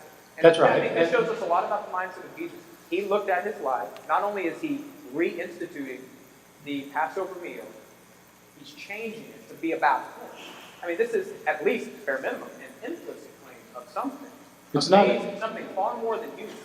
Who does that? Who reinstitutes and says, don't think about this, about the Exodus anymore. Think about my body. Think about my blood. I'm inaugurating the new covenant, and I'm doing this. This blood being poured out is going to be for you. That's what Jesus, the historical Jesus said. He doesn't say anything about being God. This is whether the Passover lamb wasn't God. True, but who If Jesus claims to be the Passover lamb, that's not claiming to be God. That's claiming to be the one that God has sent to suffer for others. Who can change it, though? Who can change that tradition? Who God has gave him the authority. So he says that. He says, God told me to do this? He doesn't say, I am He God. just says, I do. Okay. I mean, I don't think it's a really historical, and as you just pointed out, it doesn't pass the criterion of dissimilarity. Well, let's go back to what you said, because it seems like you have kind of a straw man with this whole point. You want to say, unless I see in the text Jesus walking around saying he's God, then there's no way Jesus claims to be God. But even in the Gospel of John, as we said, where in John does Jesus say, I am Theos? Where does it say that? I think where he comes close is, when he says, I am the Father are one, that's pretty close. Okay, but he never says, I am God. Where he comes closest, I think, was in John 8:58, where he says, the Jews are talking to him about Abraham, and he says, Abraham was looking forward to my day. And the Jews said, look, you're not 50 years old. How would you know Abraham? And Jesus says, before Abraham was, I am. That is almost always taken by interpreters to not simply be claiming that he existed before Abraham, 1,800 years earlier, but that he appears to be claiming the divine name for himself. It appears to be a reference to Exodus chapter 3, where Moses at the burning bush is told to go deliver the children of Israel from their slavery in Egypt. And Moses says, well, they're not going to trust me. Who should I say sent me? And God says, tell them that I am sent you. I am that I am. And that becomes the name Yahweh, doesn't it? No, it's hard to know. I mean, etymologically, it's close. It doesn't actually become the name Yahweh. No, it's spelled. But it's still not just saying I am God, and that's my point. Jesus did not go around just saying I'm God. And if you look at the majority of the sayings in John, Jesus is constantly pointing to the Father. He's pointing to how he came to reveal the Father. There's that subordinationism Yeah. Even there, I'm not saying ontologically. All right. He's equal with. He's No, equal with if God. you want to say that he doesn't claim to be God in the Gospel of John, I'm happy. No, with I that. believe but the way you're saying, see, you're trying to set up a straw man and say, unless I see him say, I am God, he didn't claim to be God. Let's go back to the Son of Man. Then. Why doesn't he say any of these sayings in the Synoptics? Let's go back to the Son of Man. Okay? Great transition point. So, you agree that the Son of Man figure is the highest, most exalted figure in Second Temple Judaism that's closest to God Almighty himself. You said that in your recent I'm book. not sure. So if Jesus claimed No, to I wouldn't be say that Son of Man, That's a little extreme. I wouldn't quite put it that way. That's putting a lot of weight on the Son of Man. you wouldn't put it the way you put it? What chapter are you quoting? I quoted in my presentation. I mean, the thing is, there are lots of figures like the Son of Man in Judaism. You're isolating one of them. Okay, but let's say you want to change a little bit and not put it as exalted. Is Jesus making a claim to divinity if the historical Jesus did claim to be the Son of Man? He didn't. From Daniel. If he claimed to be the Son of Man, is it a claim to divinity? You mean if Jesus claimed to be God, would he have claimed to be God? No, if he claimed to be the Son of Man, would that have been a claim to divinity? You're asking me a hypothetical I'm not granting. I don't agree that Jesus called Of himself course the you Son do. of Man. Of course you don't. If he did call himself the Son, I mean, You have this presupposition that if Jesus called believed himself Yahweh, would he be calling himself Yahweh? Yes.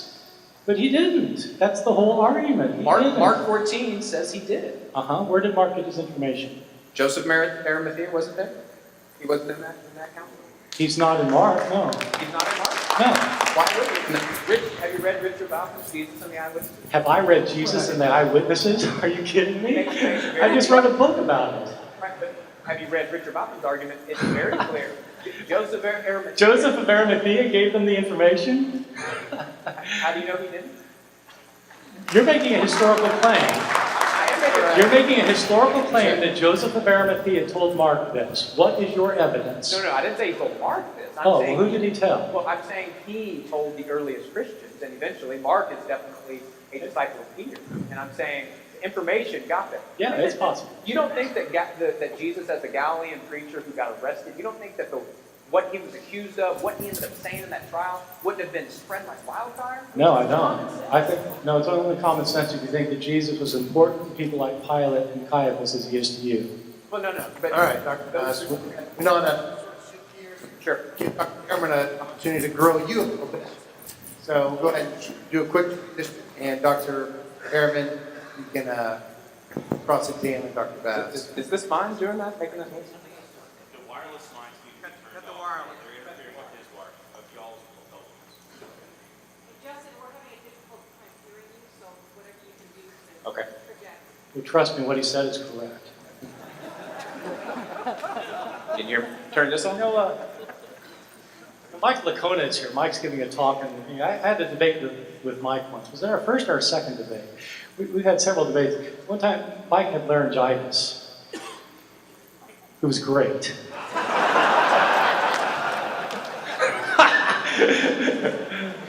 I love a debate where I only hear myself speak. All right, good. Okay, Justin, let me ask you this. Do you think there are any of the sayings of Jesus in the Gospels that he did not actually say?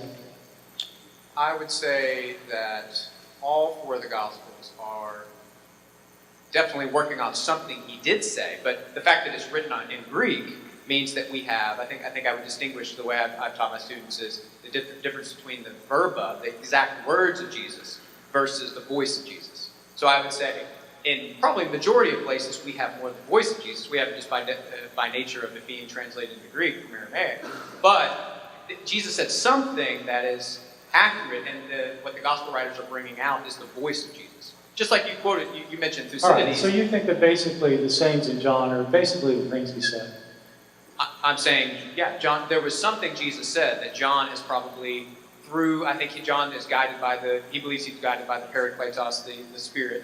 And so he's, so we can debate whether John is accurately bringing out the voice of Jesus. Yeah, but that's it's what I'm definitely, asking. well, I believe he is, but Okay, I think it's based on something historical. Yeah. Yeah, okay. So Jesus said something like, before Abraham was, I am. He probably made some sort of very divine claim in No, Jerusalem. I'm asking, In Jerusalem, did yes. he say something like that? Did he Yes. say, before Abraham was, I am? Yes. And did he say, I and the Father are one? Yes. And if you've seen me, you've seen the Father. Yes. Okay? Those would be pretty exalted claims.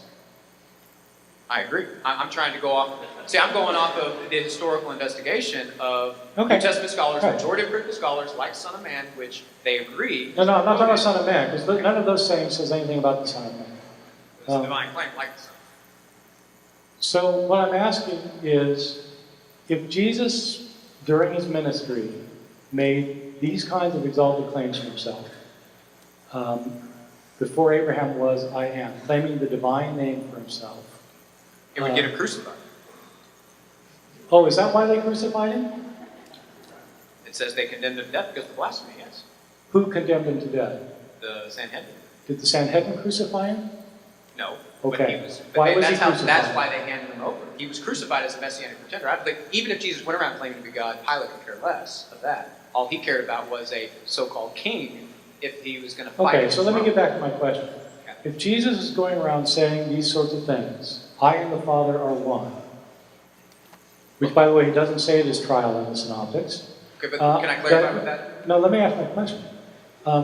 Before Abraham was, I am, which he doesn't say in the Synoptic trials. If you've seen me, you've seen the Father, which he doesn't say in the Synoptic trials. If Jesus was saying those things, that would be an amazing thing for a human being to be claiming about himself. That would be the most amazing thing about him. That would be the one thing you would want to say about him. This man was claiming to be God. So why is it not in Matthew, Mark, or Luke? I think it is. What did the high priest ask him?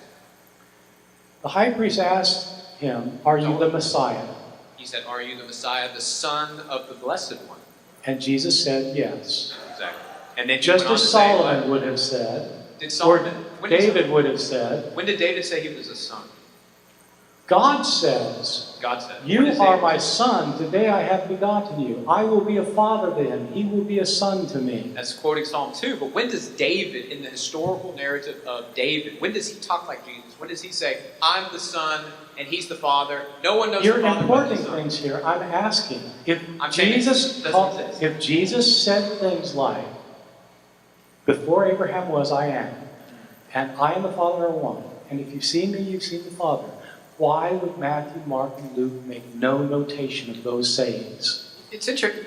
You don't allow any type of literary artistry with these gospel writers. It's as if they... I think it's all literary artistry. Okay, so well, then allow a little bit, will you? That's what I'm trying to tell Okay, you. what It's if- literary artistry. Okay, so what it's if- not history. No, It's it's literary artistry. It's the voice of Jesus. And so I'm saying John, if John is more focused on the way Jesus talked about himself in Jerusalem, and he's more You're not focused answering on my question. My presenting question him as is God, not about John. My question is about Matthew, Mark, and Luke. Why don't they say so? I'm explaining. If Matthew, Mark, and Luke want to build a case, an implicit case, probably based on the way Jesus himself acted, he was a riddle. He uses ciphers like the Son of Man. Who is this? They don't know who he is. These amazing things that he does points to who he is, but it's not until the end of all three of those Gospels, the Christological climax of the Synoptics, that he makes the divine claim. That's on the same level as before Abraham May was. I point out something? The high priest asks, are you the Messiah, the Son of the Blessed? Jesus says yes. Yes. And what does He go on does to say? not go on to say, I am the Son of Man. He says, you will see the Son of Man coming on the clouds of heaven. How did Caiaphas take that? Caiaphas cried out blasphemy. Why would he call that blasphemy if he was talking about another figure? That's a great question. Maybe because he was calling himself the Messiah. No, I think it was because he was claiming to be the Son of Man. And I think he was also... What does Caiaphas say about why he did it? He was claiming to be the Lord of some... Okay, could you explain Applause. how that passage passes the criterion of dissimilarity? Well, I think you're a little bit too rigorous. I think you're a little bit too rigid. No, I'm just asking you to explain it to me. Well, I think it passes the criteria of similarity actually because the earliest Christians never called you, because you said even in your talk, let's talk about that. The early Christians don't call Jesus the Son of Man. You said they worshipped him as the Son of Man. Show me the evidence where the early Christians worshipped Jesus as Revelation the Son of Man. chapter 1. It's not the Son of Man the way it is in the Gospels. That's clearly an allusion to Daniel 7. You don't think the followers of Jesus thought he was the Son of Man? Oh, I think they definitely did, but I'm saying... then tell me how it passes the criterion of dissimilarity. Because the earliest Christians don't call him the Son of Man. They call him Lord. So call they him think he's Christ. the Son of Man, but they call don't him call Son him of that? God, but they don't call him the Son of Man. Show me. You pick one passage out of 4. I'm just trying to get my head around this. You think that they believed he was the Son of Man and they worshiped him as the Son of Man, but they didn't call him the Son of Man. I'm saying the only way you know that is because it's on the lips of Jesus in the Gospels. So why is the early Christians not calling him? But you are saying, so that passes the criteria of dissimilarity. let me, okay, I just want a yes or no answer. Okay. You are saying that they believed he was the Son of Man, they revered him as the Son of Man, they worshiped him as the Son of Man, but they did not call him the Son of Man. That's what you're saying. Kind of. Yes. But that, even if I say that, that passes the criteria. Okay, let me ask this. How much time do I have? 12 minutes, perfect.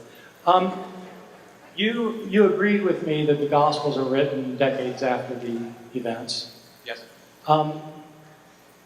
How do you imagine it is that these Gospel writers are able to record things that Jesus really said if they're living 40 or 50 years later?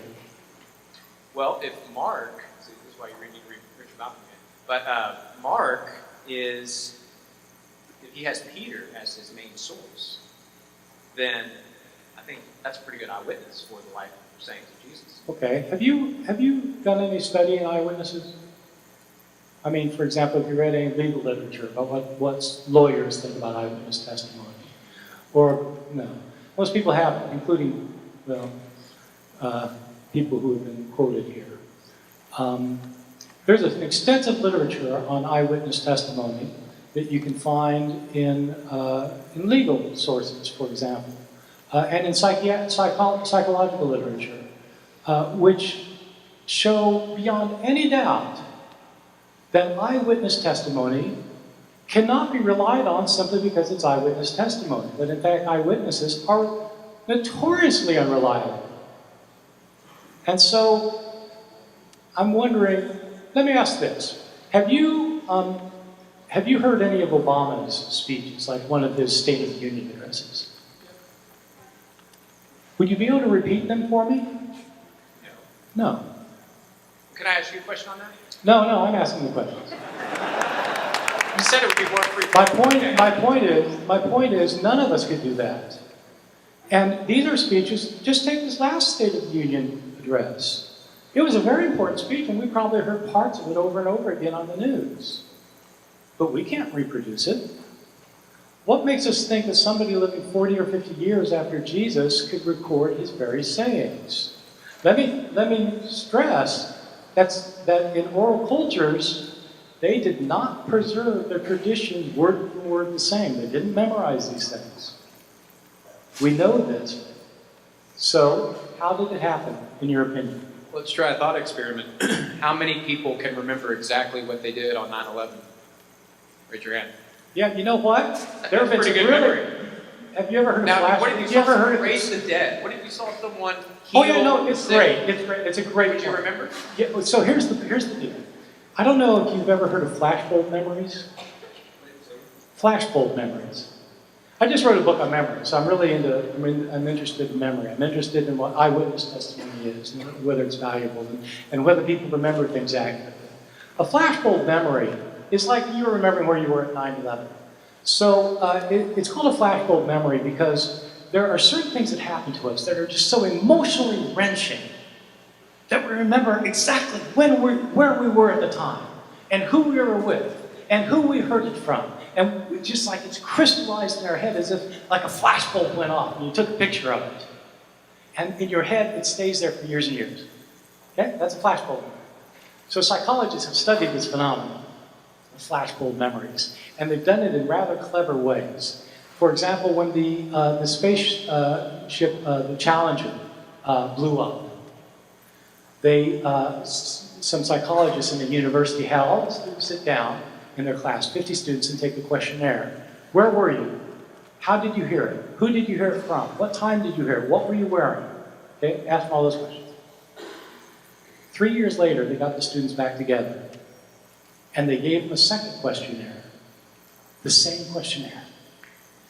Except the first question was, did you ever take this questionnaire before?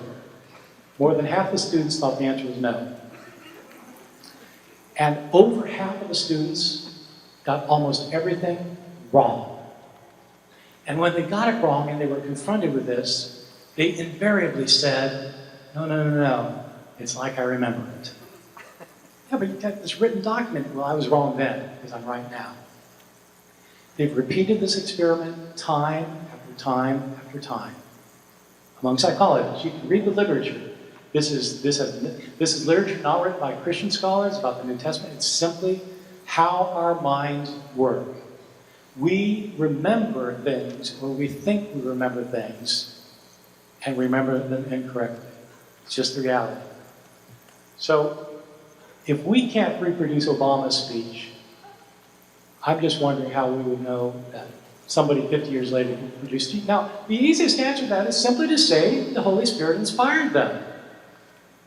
But then you're not giving a historical answer anymore. So Peter was behind Mark. If Peter gave the information that we have in Mark, if that was his eyewitness recollections, even if, say, all the things Jesus said are accurate, you wouldn't think that we have some pretty solid memory and things that are going on in the I think we'd have to test it. Actually, Jesus said...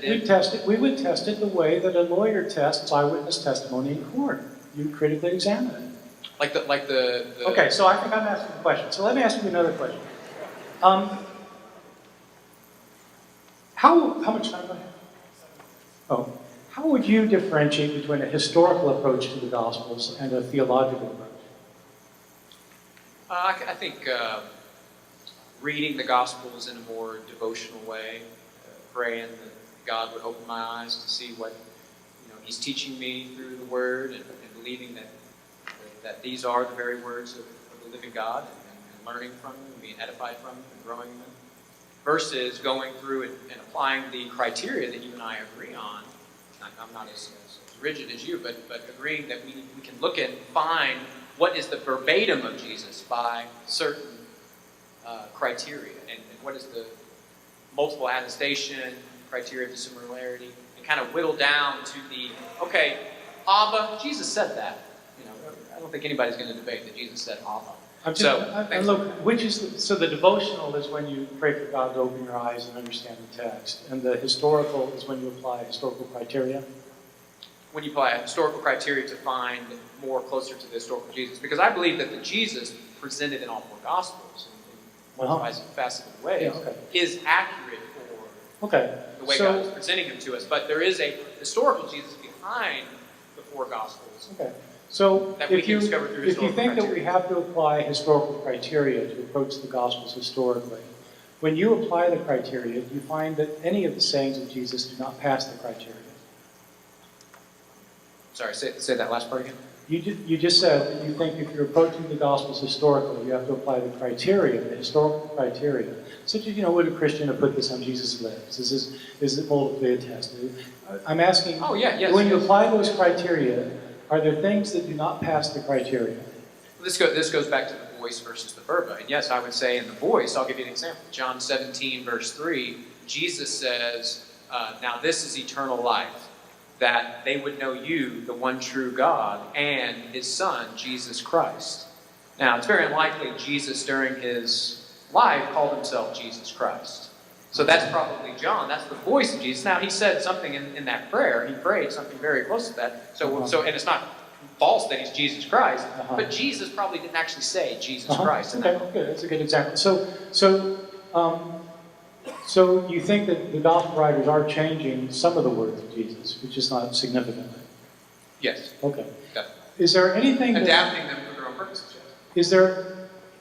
Is there anything at all that doesn't pass the criteria in the Gospels for you? You mean that? Is there anything that's not historical in the Gospels? Well, we'd have to look at things by, I think, on a case-by-case basis. Are there any cases that you think don't pass? They're not historical. I've said. I think that if we had a video camera, Jesus wouldn't have said Jesus Christ. So that's an example. It's not historical. Okay, give me some other examples. Think about that. But I mean, if you're approaching it historically, I mean that means you're a historian. You've done this, and so I just want to know, when you've done that, what are the results? Well, I think what I can say is what I can kind of similar to what I presented tonight. So I can go down and whittle down through the criteria. Just tell me what is only. Give me some examples. Abba would be one. Abba? Yeah. Jesus didn't say Abba? No, Jesus did say it. I'm asking which things are not historical. Are not. Oh, okay, I see. Which things in the Gospels are not historical? Okay, well, a fun example that usually comes up in these Q&As, so I'll use it now. The zombie apocalypse, in Matthew 27, where, people come out of their graves when Jesus dies. You don't think that happened? Well, no, I'm saying that it's possible that that's apocalyptic language used by Matthew, and that didn't actually historically happen. That's definitely possible. Well, it's possible. I mean, anything's possible. Do you think it happened or not? Well, I'm somewhat agnostic on that. So my question... I'm not for sure. But I'm yeah, not sure... I would lean towards the apocalypticism there, yes. No, it means you think it didn't happen. Yes, that's what happens. You don't think it happened? Okay, so there is something in the Gospels that didn't really happen, even though the Gospel writer said it happened. I mean, once you start saying that, they're using genre. There's certain genre, like apocalyptic. I'm just asking. You're making it sound like, though, because I'm not trying to ask a hard it's like question. stories. If you were to ask me what things in the Gospels do you think didn't happen, I would give you a list of things I didn't Well, I think know, happened. yeah. So I'm just asking, you said you're approaching it as a historian, and I'm asking you as a historian. You're which things assuming, you think- though, that because you're a historian looking at the Gospels, there has to be things that didn't actually No, I don't think that. They could be all accurate. If you Okay, think they're yeah. all accurate, you should Well, say, I think they're all accurate. Well, I gave you examples. But then, I mean, it doesn't seem to me that you're really doing the work that most historians Because do. I don't find as many errors as you do. No, because you don't seem to find any except for the zombie apocalypse. Okay, let me ask one I final didn't have a question. list ready. I've got 2 minutes, okay. I have. But I mean, look, if this is what you do, I mean, you know what you think about the gospel. You're a scholar, you got a PhD, you know what you think about the gospels. So let me just ask one other question.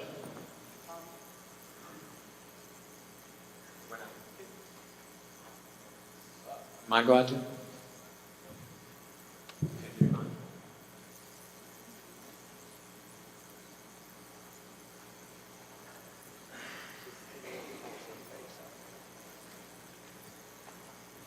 It's the hand of God.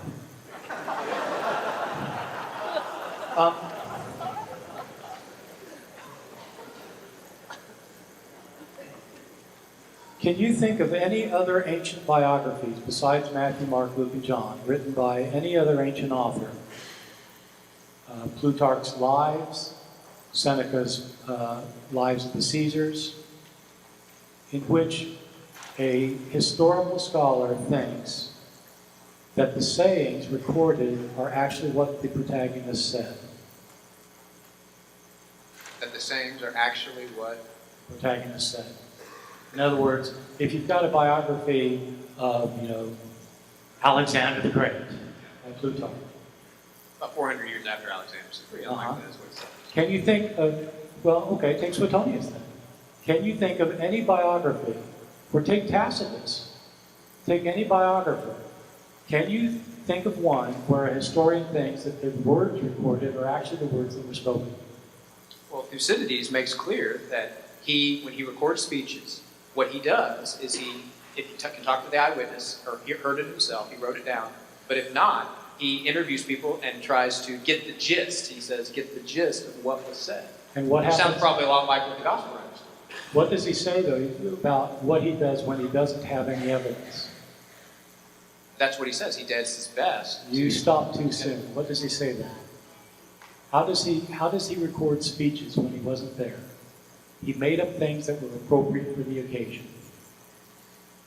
In other words, things that he thought the person should have said. Yeah, Thucydides did that, yeah. Well, I was asking if you know of somebody who didn't do that, Who didn't do that? did not do that. Well, I think Josephus was probably giving us some accurate. Okay, I think we're out of time. So much.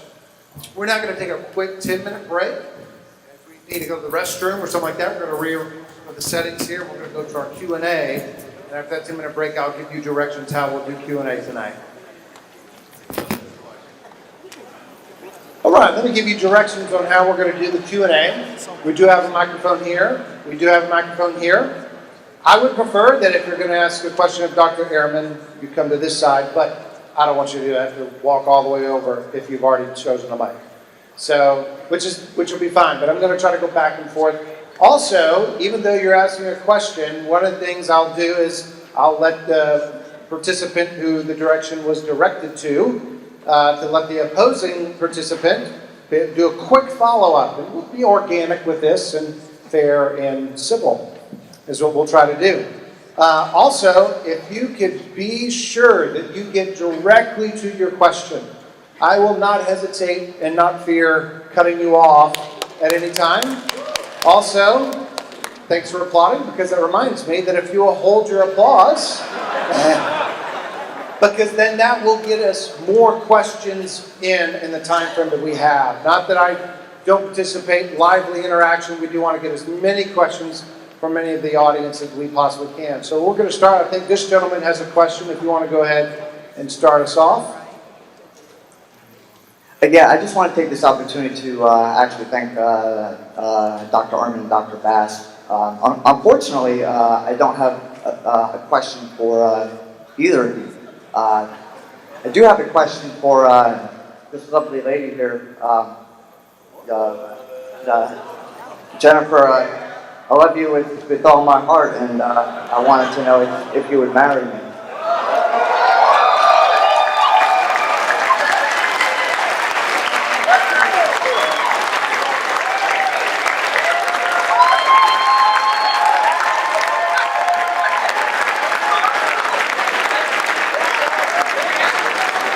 Just to make sure.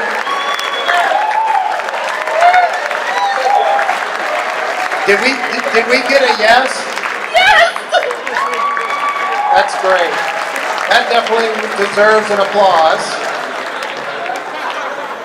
Yeah. First debate of all time went for a proposal.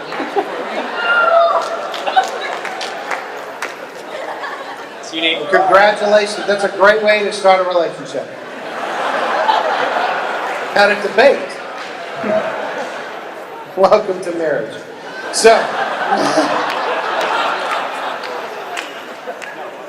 wait a minute, this is being recorded, isn't it? My wife's going to see this? Oh, yeah. Marriage is such a lovely thing. It's like a slumber party that never ends. Yeah, that's what marriage is. All right, let's move on. Thank you so much. That was great. Thank you, Chris. All right, we're going to go ahead and start over here. If you have a question, go ahead.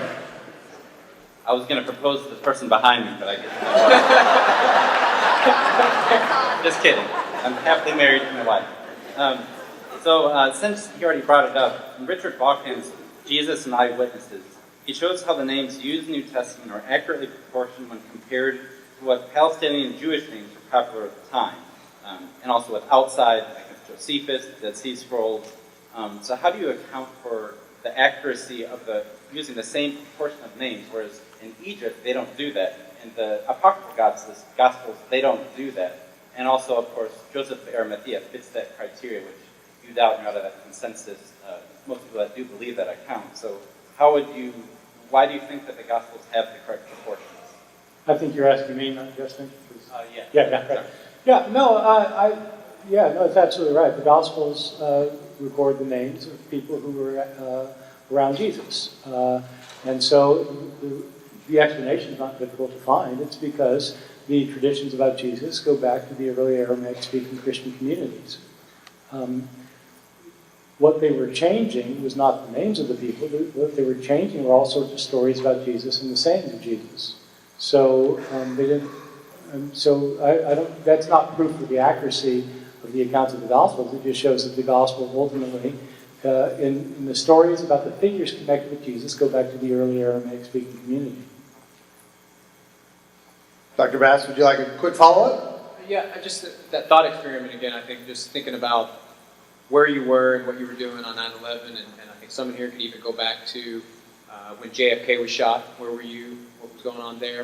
And we also have, I've read some fascinating books where people who knew C.S. Lewis, it's 60 years later, and they can still talk about their memories of what he said and close encounters they had and things that they had. I think we have good evidence and good reason, and Richard Bauckham is a scholar on par with Ehrman that definitely argues the opposite of what he has said, that the eyewitness testimony is very important, and if Peter is behind Mark and behind these Gospels, then we have very good reason to trust these sayings and these stories are accurate. The most striking thing about that book is how little he shows that he's read up on the literature among psychologists and legal scholars about eyewitness testimony. All right, let's go to a question over here for Dr. Bass. Actually, to Dr. Ehrman. You have made your thesis that the Synoptic Gospels do not claim that Jesus asserts his divinity. I will direct your attention to Mark chapter 2, first verse 28. The Son of Man is the Lord of the Sabbath itself. Now we're going to go a little earlier than that, to chapter 2, verse 7, in which the Pharisees, the scribes, say that he's committing blasphemy. And according to Jewish law, you can only commit blasphemy if you utter the name of God, because he's making himself God. Because he's forgiving sins. Who can forgive sins but God alone? And Jesus answers this in verse 10. So that you may know the Son of Man has the power to forgive sins. What is the question? So the question is this not proof that in the Gospel of Mark and the parallel account in Matthew, that Jesus has in fact equated himself as God? No. So when they say that no one has power on earth to forgive sins except for God, Jesus doesn't say, well, yeah, I'm God. What he says is the Son of Man has power to forgive sin. In other words, God has given him the authority to forgive sins. This is the same authority, by the way, that the priests in the temple had. In the Jewish temple, when sacrifices were made, Jewish priests would pronounce that the person's sins were forgiven. In the past tense, just as in the passive voice, just as Jesus does with this man. Jesus doesn't tell the man, I forgive your sins. He says, your sins are forgiven. It's a divine passive that was used by the priests in the temple. Jesus is actually claiming to usurp the prerogatives of the priests in the temple.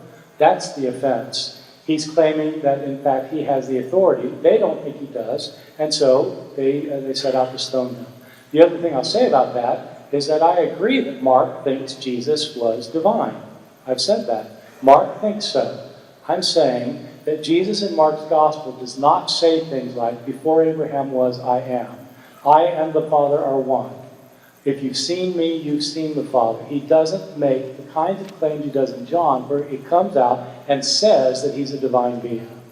Dr. Bass, quick response? I would just say that's another implicit claim of divinity. I think it has its climax in Mark 14, but that's leading up to it. And blasphemy is accused of Jesus there and in Mark 14, where Jesus makes it very clear what he's claiming, the Son of Man and the Lord at God's right hand, Psalm 110.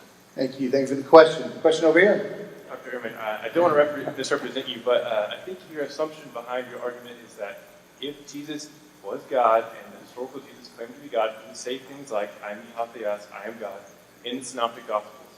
However, I don't think that this is a reliable assumption to make. If God is triune and Jesus is a distinct person from the Father, yet still is God, and Jesus refers to the Father as Theos, I don't think we should expect Jesus to say, I mean Theos, because that would confuse him with the person of the Father. So should we not expect to see exactly what we see in the Synoptic Gospels, that Jesus makes implicit claims to be divine, yet does not say, I'm Theos, because that would confuse him with the person of the Father? Yeah, no, it's a good question. So, it's not quite what I was saying, though. I'm not saying that I would expect Jesus to say, I am Theos. What I'm saying is that the explicit claims to be divine are only in John. And if Jesus really said those things, why don't the synoptics tell us? That's my argument. Thanks. Question over here. For Dr. Ehrman, Thank you. If I could just say again, Go ahead. that quote from How Jesus Became God that Bart said, that I quoted in my presentation, he said that the Son of Man figure is the most exalted figure, almost equated to God Almighty himself. So that is a way, and that is how Jesus proclaimed himself as God without, as the questioner made clear, The gospel writers thought confusing Jesus himself was with that figure. Absolutely. That's what the with gospel the writers Father. thought. That's what the gospel writers thought. Question, That's sir. what Jesus thought. If you don't mind interrupting me again, please, Dr. Bass. My question is, there were a couple of times in Paul's journeys when he would heal somebody or get bitten by a poisonous snake and not die. The crowd would see it and conclude he was a god and start to worship him. He'd immediately stop the worshiping. Similarly, in Revelation, John fell at the feet of the angel to worship the angel. The angel immediately stopped him. So my question is, if Jesus was not God, why did he freely allow himself to be worshipped? Is that to me? For Dr. Ehrman. Yeah. Where do you think about people worshiping? Well, they worshipped him because they thought he was God. No, I'm asking, where in the New Testament do they worship him? Well, after he walked on water, he got in the boat, and the disciples worshipped him. When they talk about, the Greek word there is proskuneo, and it's a word that simply means to bow down before somebody, and it's the term that's typically used for how you react when a king is in your presence. In other words, an earthly king. So worship is really a kind of a strong word in English. There's not really a good word to translate proskuneo, but it doesn't mean worshiping a divine being necessarily. It just means prostrating yourself before somebody that you completely revere. Why didn't he stop it when Paul and John and the angel did stop it? Because they were being worshipped as God. Dr. Bass? I would disagree. I agree that proskuneo can take the form of just prostrating, but in Matthew, I disagree. He's quoting from Matthew. 5 times Jesus is said to be proskuneo worship, and in Matthew 4, Jesus even says, you shall worship the Lord your God and serve him only. It's the word proskuneo. It's the strongest way you can say worship. And Jesus is worshipped that way 5 times in Matthew. Thank you, sir. I think there's absolutely no way that Matthew's Jesus calls himself God. He calls himself something. Question, sir. Yes. This kind of is for Dr. Ehrman. It kind of goes back to the idea of Sabellianism and the fact of Jesus being Yahweh. Yeah. So I don't have a quote from Jesus in Matthew, but I do have a quote from John the Baptist where he says, I am the voice crying in the wilderness, prepare the way of the Lord. And it's a quote from Isaiah 40, verse 3, which says, prepare the way of Yahweh. Yeah. Okay. So clearly Matthew is quoting John to have equated Yes. Yahweh Yes. with the person of Christ. Yes. I think the gospel writer thinks that Jesus is a divine being. And so does John the Baptist. According to the gospel, yeah. That's the gospel's portrayal of John the Baptist. We're asking whether Jesus called himself God. Right, but if Sabellianism was Yahweh equals... Oh, well, no, the gospel doesn't think that Jesus is Yahweh. Because he prays. I mean, is Jesus talking to himself? Yahweh is a different being from Jesus. Jesus is given a level of equality with Yahweh, but he's not Yahweh. This is a very important point in early Christian theology, because if you don't differentiate between Jesus and Yahweh, Tertullian called it patripassionism. Tertullian was the first Christian author to use the term Trinity, and he attacked these people who thought that Jesus was the Father, and he called them patripassionists, because patripassionism means the Father suffers. And he thought it was just ridiculous to think that the Father suffered and died. And so these people who think that Jesus was God, but that he was Yahweh, have committed the heresy of thinking that the Father was crucified. So that's just, the gospel writers don't think that he's the same thing. There's a difference between saying that you're identical with God and saying that you're equal with God. The early Christians could say Jesus was equal with God, but they didn't say he's identical with God. 2 different things. I think Bart is confusing the way the New Testament is using the Old Testament, because the New Testament writers clearly, who is John the Baptist preparing the way for? Go back to Isaiah 40, it's Yahweh. Before Abraham was I am, that's Exodus 3, that's Yahweh. Romans 10, Paul says, whoever calls on the name of the Lord. Go back to Joel 2, it's Yahweh. What the New Testament writers, what he's talking about is they never apply Elohim to Jesus. No, I'm talking about Yahweh. Yeah, well, Yahweh, I just gave you. Yahweh is the personal name of God. And there's only one to Jesus. Almost every book of the New Testament. No, they apply the word kurios. Kurios is the translation of Yahweh. It's also the translation of the word Adonai. Yes, but in Joel 2, is it Yahweh behind kurios? No, you're missing the point. No, I'm not missing the point. You're missing the point. Do you think that Jesus was Yahweh? Jesus was Yahweh in the flesh, yes. You think Jesus was Yahweh? Yahweh in the flesh, yes. Okay. Yes. That's what the New Testament writers think. I'm just telling you that is called patripassionism. No, you're misunderstanding If the way... he's Yahweh, you mean that he's equal with Yahweh. You surely don't mean that the Son is also the Father. No, definitely not. Okay, the Father is Yahweh. No. See, that's where you're wrong. That's where you're misunderstanding. Elohim is the term that gets applied to Jesus. No. It's the opposite. You got that wrong, I promise. All right, let's go to our next question over here. Yahweh is Jesus. All right, I want to thank both of you guys for doing this and putting on an excellent, lively debate for us. Yeah, give it up, everybody.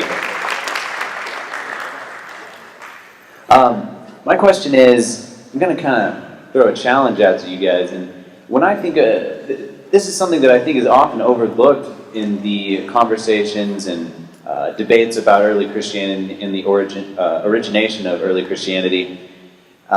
The early Christians spoke in tongues. They had visions. They were fairly comparable to modern-day Pentecostals. And when I think about this, it affects my understanding of how reliable we should see the biblical community, the early Christian communities, and how we should trust what they have passed down to us. So I want to get each of your perspectives on how you see that kind of activity in the early church affecting how we should think about them. Dr. Bass, why don't you start? Well, I think for many reasons, I don't have time to get into all of it, but I mean, I think there's good reasons to trust them. I think when you look at just Paul, for example, I mean, you look at 1 Corinthians 13 and the way he talks about love, you look at the way he loved his people, the churches, he loved them with tears. You look at the character of the kind of people that we have. Paul's a great example. Obviously go back to Christ, but when you look at the early Christians, they seem to be very trustworthy, and as it moved on, I think a great book is by Rodney Stark, The Rise of Christianity. You see how the early Christian community really did affect and change and put in unique things that transformed the Roman Empire in amazing ways. So I think they're very trustworthy. Yeah, you're asking whether the early Christians were trustworthy, is that?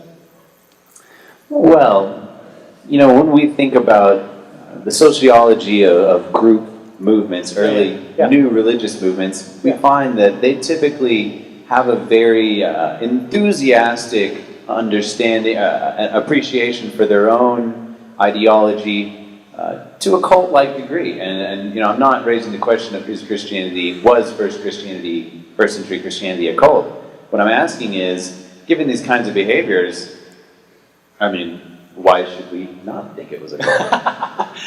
Well, I don't know. Yeah, it depends how you define cult. I would say it was a sectarian movement within early Judaism. I think there were elements of Christianity that did develop a kind of fortress mentality that you get in that kind of sectarian movement. And there have been sociologists of religion who have studied Christianity in light of separationist movements, and I think that it can be a fruitful way of doing it. And if I may caveat that a little bit, I think when we talk about some of how we got the oral tradition, if they had visions that they thought were maybe inspired, or they spoke in tongues and they thought those were inspired, couldn't that have affected how they saw certain evidential claims or sayings of Jesus that maybe came to them in visions, or however? Maybe. Yeah.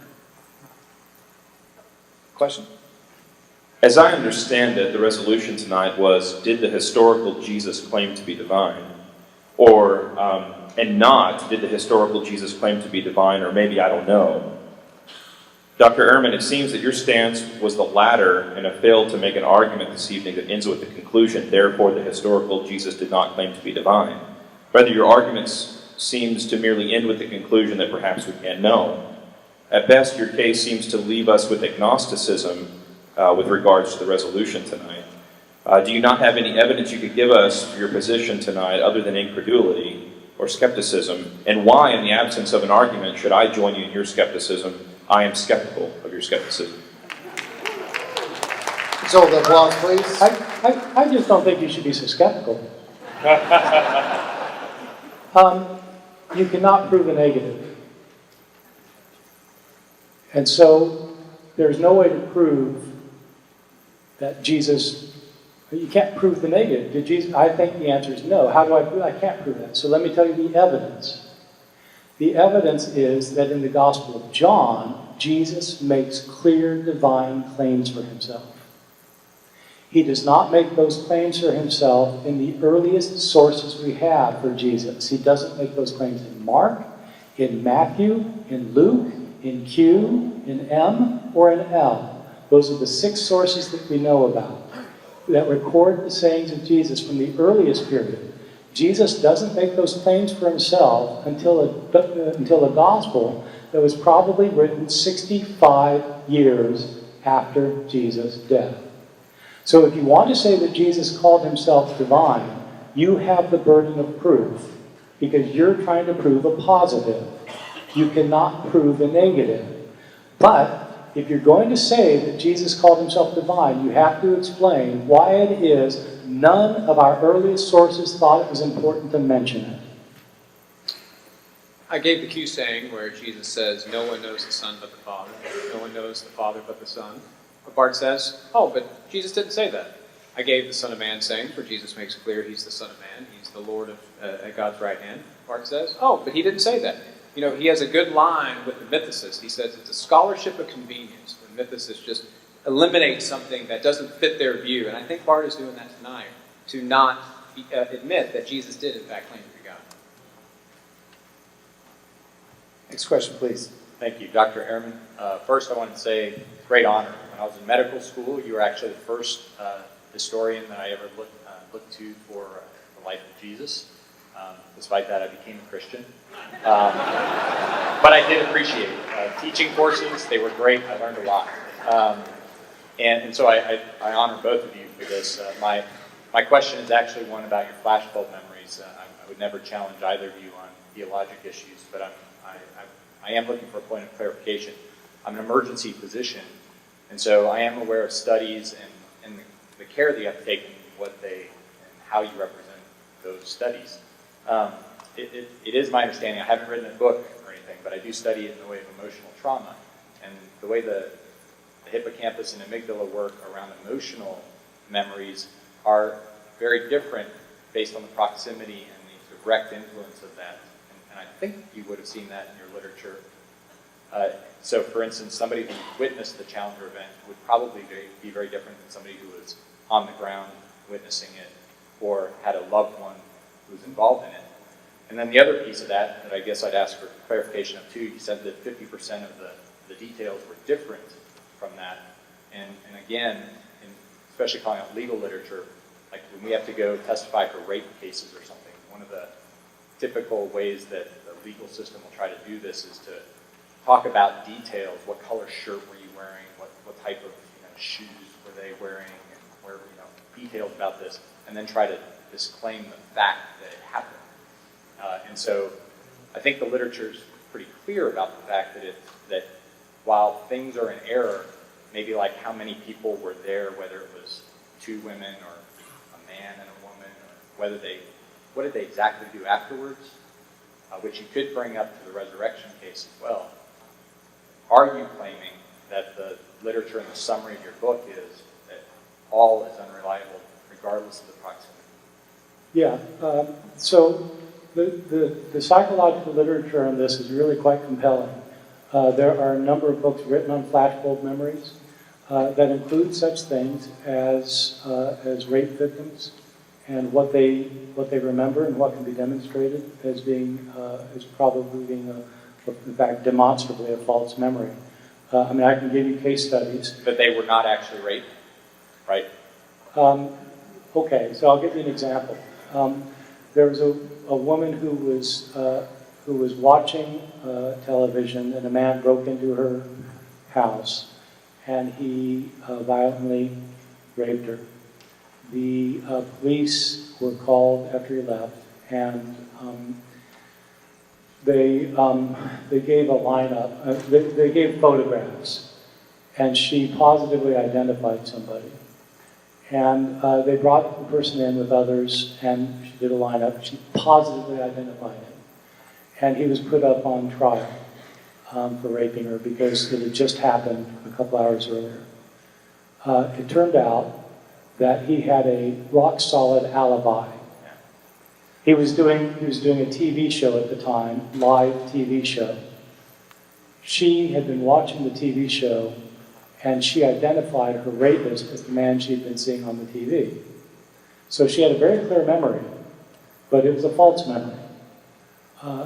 So that's just one example, but the literature is quite extensive, and it's contrary to what we think, because we are sure we know where we were when JFK got shot. At least I am, and I know exactly where I was at 9/11. I know, but I'm telling you that the What the psychological studies have said is that the memory mechanism is no different for flashbulb memories than for other memories. But you still stated, though, so you've represented the thing that occurred quickly in the man.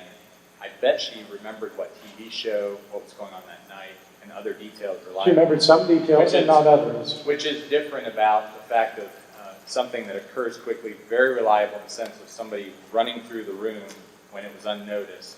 Versus spending time with somebody. If somebody ran through the room, for instance, and we said, what color was that guy's shirt that he was wearing? We would all get that wrong. But if they asked us now or in 6 weeks, what were you doing? Who was debating? Oh, no, we'd no, probably that's say, precise. Would you go ahead and finish? I would Go say, ahead and answer. I would say that makes perfect sense to most of us. It's just common sense, and the psychological literature shows it's wrong. So if you want, just write me an email. I'll give you the references. I mean, because it's not biased literature. It's just psychologists trying to figure this out. Is it true or not? And so it's worth knowing how good eyewitness testimony is. All right, this will be our last question. I apologize to those in line. I just want to say, in reference to the example of the Obama speech, just keep in mind an Obama speech is not like seeing someone be raised from the dead. No, we're asking about Jesus' words. We're remembering something. We're asking, did Matthew remember the 3-chapter Sermon on the Mount? Did you remember Jesus calling him Satan? Did Matthew remember that?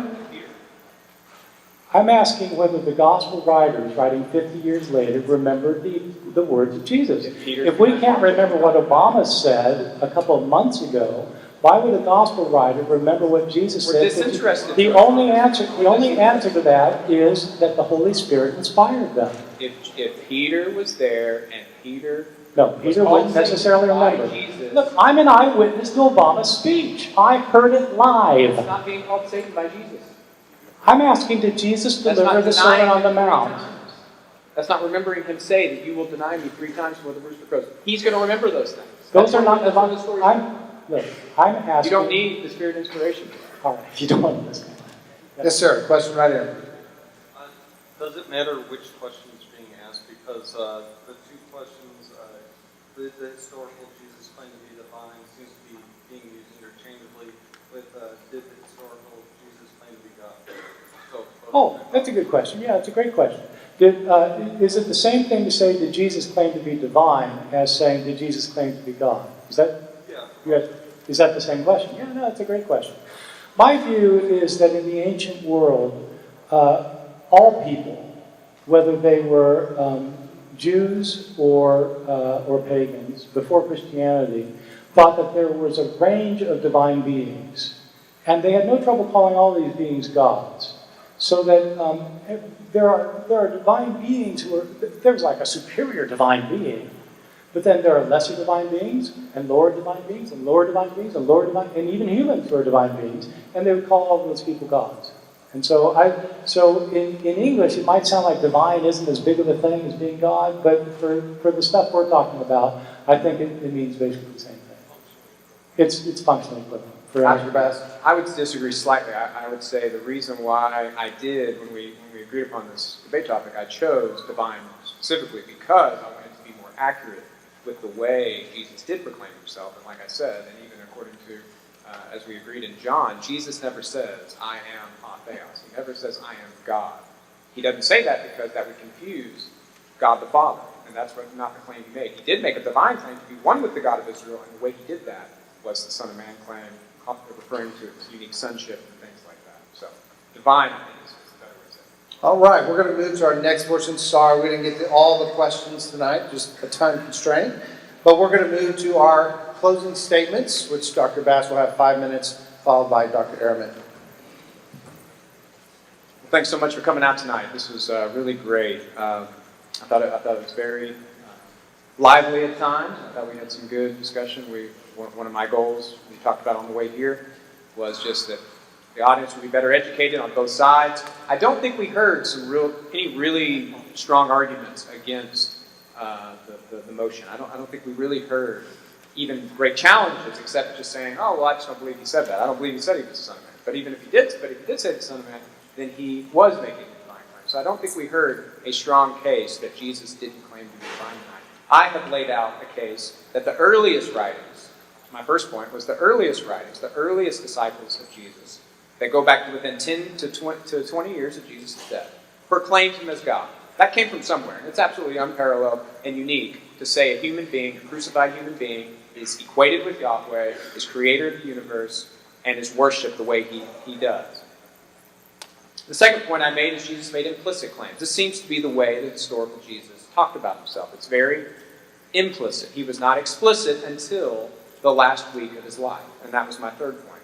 That in the last week of his life, he did make certain claims. He claimed to be the Lord of Psalm 110. He even alluded to that earlier, and I have an excellent book that Bart references in his book, Glory at the Right Hand, Psalm 110 in Early Christianity. David Hay, this kind of definitive work on the use of Psalm 110 in the New Testament, and he says the historical Jesus did claim to be the Lord of Psalm 110. He accepts the historicity of that, and that's why the early Christians called him Lord over and over again. And as I said, many strong, brilliant, critical scholars do accept that Jesus claimed to be the Son of Man, and that the historical accuracy that only makes sense if it's historical, that he was being blasphemous, and that's what he was accused of, and that's what led him to be handed over to Pilate to be crucified. Let me just summarize, just so you get a feel of what I think critical scholarship does show in regards to the self-consciousness of Jesus of Nazareth. Jesus called the God of Israel Abba, an intimate address for a Jew to make. And it was because Jesus knew himself to be his son. Jesus also knew himself to be the bearer of the Spirit of God, doing miracles and casting out demons. God's kingdom, he believed, was breaking into the world through his person and through his ministry. He knew he was the Messiah, the son of David, the one Israel longed for to reestablish God's kingdom to Israel. Jesus also knew that it was the Father's will for him to suffer and die. I think the Lord's Supper, those sayings in 1 Corinthians 11 demonstrate that Jesus knew that his blood was going to pay for sins, as he says in that saying. And he united this idea of the suffering servant of Isaiah 53 and the Son of Man of Daniel 7. And he, as the Son of Man, would not only suffer and die at the hands of God's enemies, but he would also one day be vindicated by God. Jesus, as the Son of Man, would even judge all of mankind and angels one day and rule and reign over God's kingdom as the Lord at God's right hand of Psalm 110. In sum, as God's unique Son, the suffering servant of Isaiah, the Son of Man from Daniel, and the Lord of Psalm 110, Jesus claimed to share in the unique identity of the one God of Israel.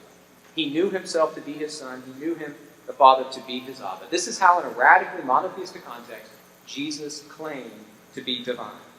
And if I could, I just wanted to close with bringing this more closer to our hearts. If we want to go to the very bedrock, if we were on a cone of what is the very bedrock of Christianity, of what we believe, I think it is a man dying on a cross, crying out, my God, why have you forsaken me?" One of the most indisputable facts of history is that Jesus of Nazareth hung on that Roman cross one Friday. You know as a historical fact, we all know as a historical fact, that Jesus hung on that cross. This is as certain as anything historical can be. So I want to ask you to ask your own heart tonight. You know he hung on that cross. Did he hang on that cross and die for you? The C.S. Lewis trilemma is before you tonight. If Jesus claimed to be God, which he did in his own in the Jewish way, the way of the Hebrew Scriptures, if he claimed to be the Son of Man, if he claimed to be the Lord of Psalm 110, then he was either a liar, he was crazy, or he was and is Lord of all. Hear Jesus' questions again tonight afresh. Who do you say that I am? I say Jesus is Lord. And I know he hung on that cross and died for me. Thanks.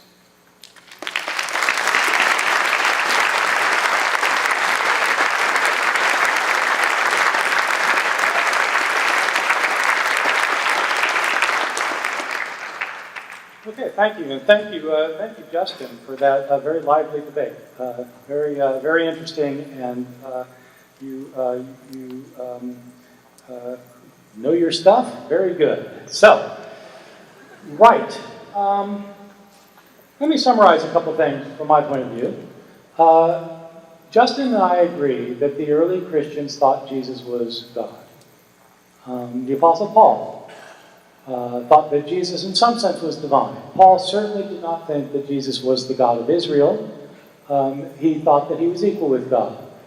it's quite clear that the God of Israel sent Jesus into the world, and then after his resurrection exalted him to the highest status possible, that of equality with himself, God the Father. He's not God the Father. For Paul, he's been elevated to the position of equality with God, but not identity with God. The gospel writers certainly understand that Jesus is a divine being. And so we're not disagreeing about that. John, quite obviously, in the beginning was the Word was with God, and the Word was God. And the Word became flesh and dwelt among us. And we beheld his glory. Glory is of the only begotten before the Father.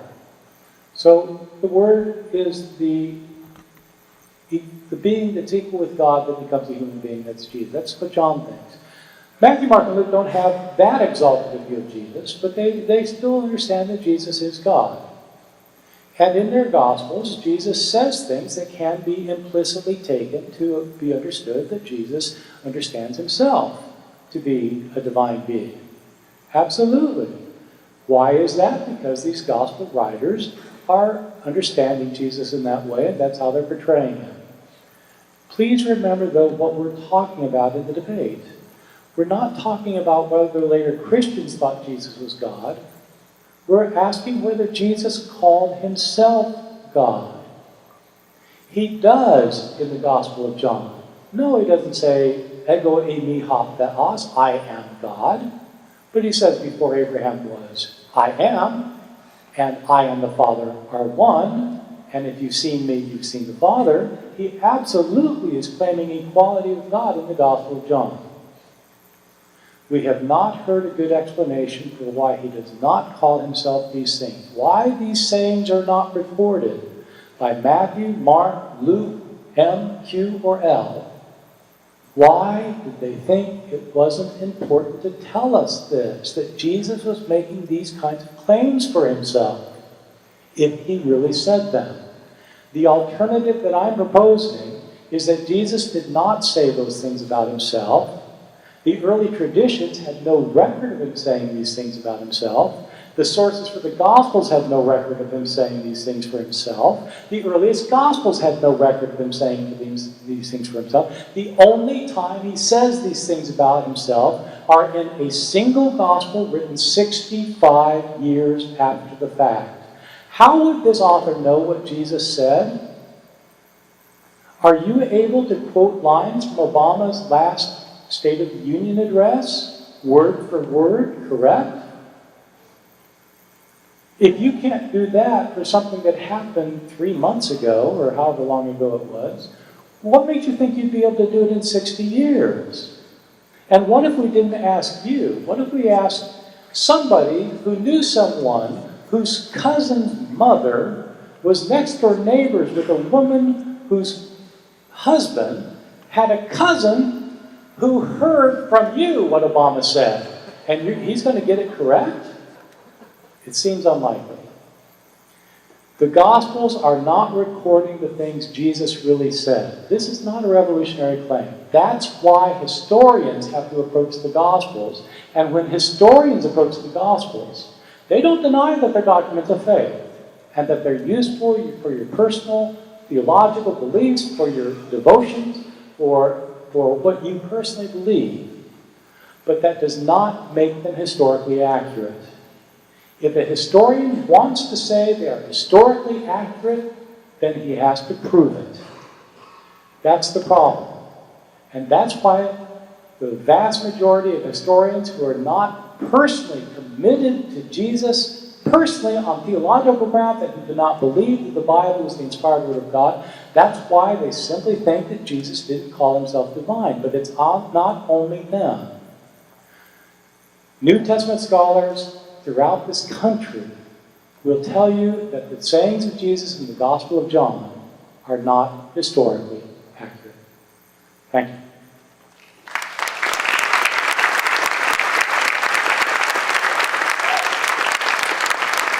Well, thank you so much, audience, for coming out this Friday night to hear this live debate. Thank you, Dr. Ehrman. Thank you, Dr. Bass. Let's give them one more round of applause for their efforts tonight.